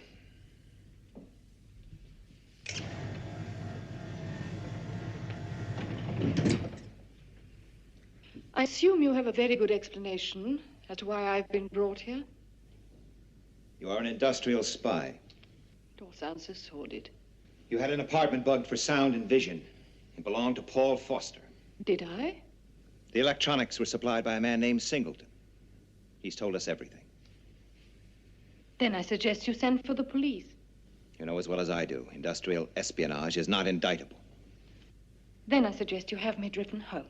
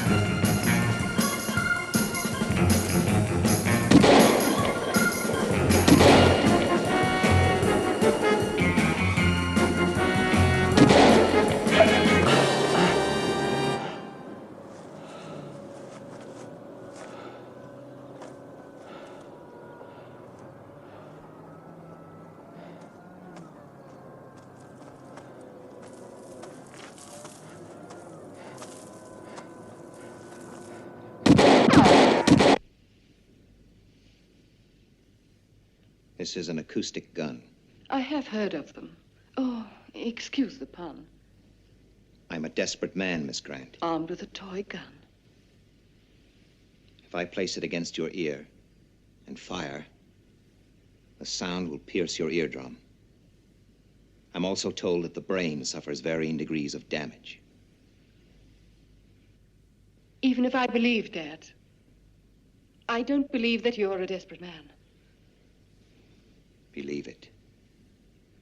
Unless you sign a confession, somebody is going to die.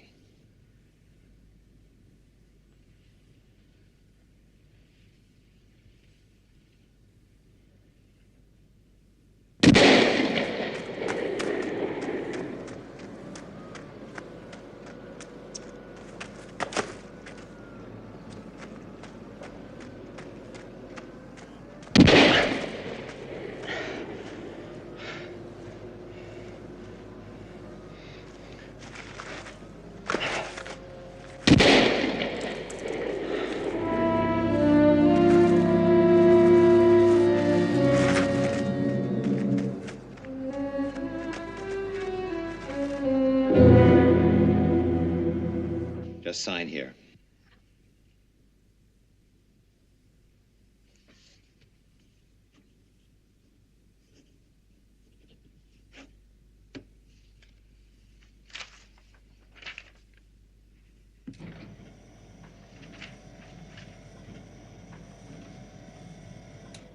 A signed affidavit.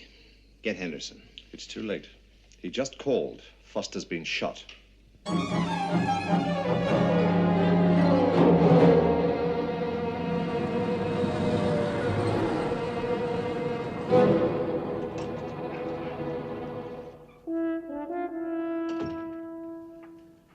I'd like to see him, Miss Scott. I'll see if he's in. I have someone to see you, sir. Send Straker right in. Please go in. Thank you.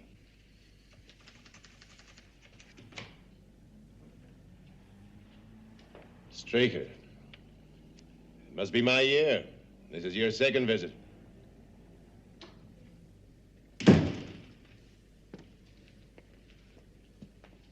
I'd like you to read this when you find time between making up wisecracks. It includes a statement which absolutely clears Paul Foster. Statement? From an industrial spy. A Miss Grant. She was after information at the studio. Our stuff was incidental.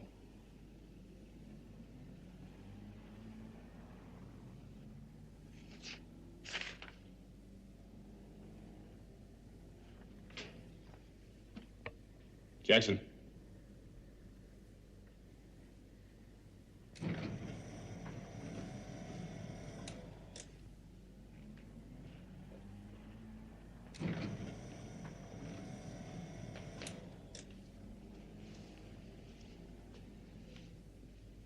You are wrong, Jackson. Paul Foster was guilty of one thing. He worked nights at home. He wrote those orders to Moonbase and Skydiver while a couple of cameras in the wall were taking pictures. You can prove this. Does it matter? I only hope it keeps you awake nights thinking about it. Just a moment.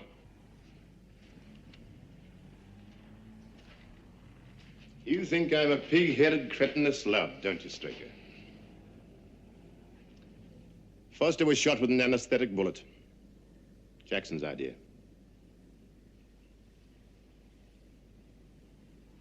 Well, don't fall over yourself with gratitude.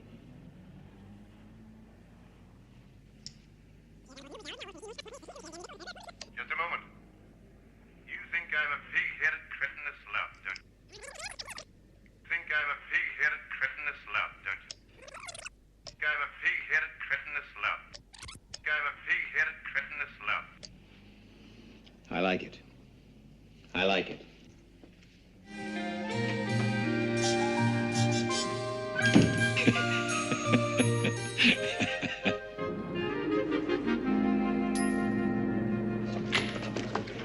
Really very nice of you to ask us down, Mr. Foster. Is it? I just wanted to give you this. You did pay $10,000 into my account, didn't you? Well, yes, but no one can tell where it came from. You understand? Sure. When you came down for the screen test, I didn't know what you meant by we can help each other. But now you're right, I do understand only too well. Get yourself a new agent, kid. Oh, come on, don't be like that. Listen, you don't know how much that check nearly cost me. So get out of here while you can still walk.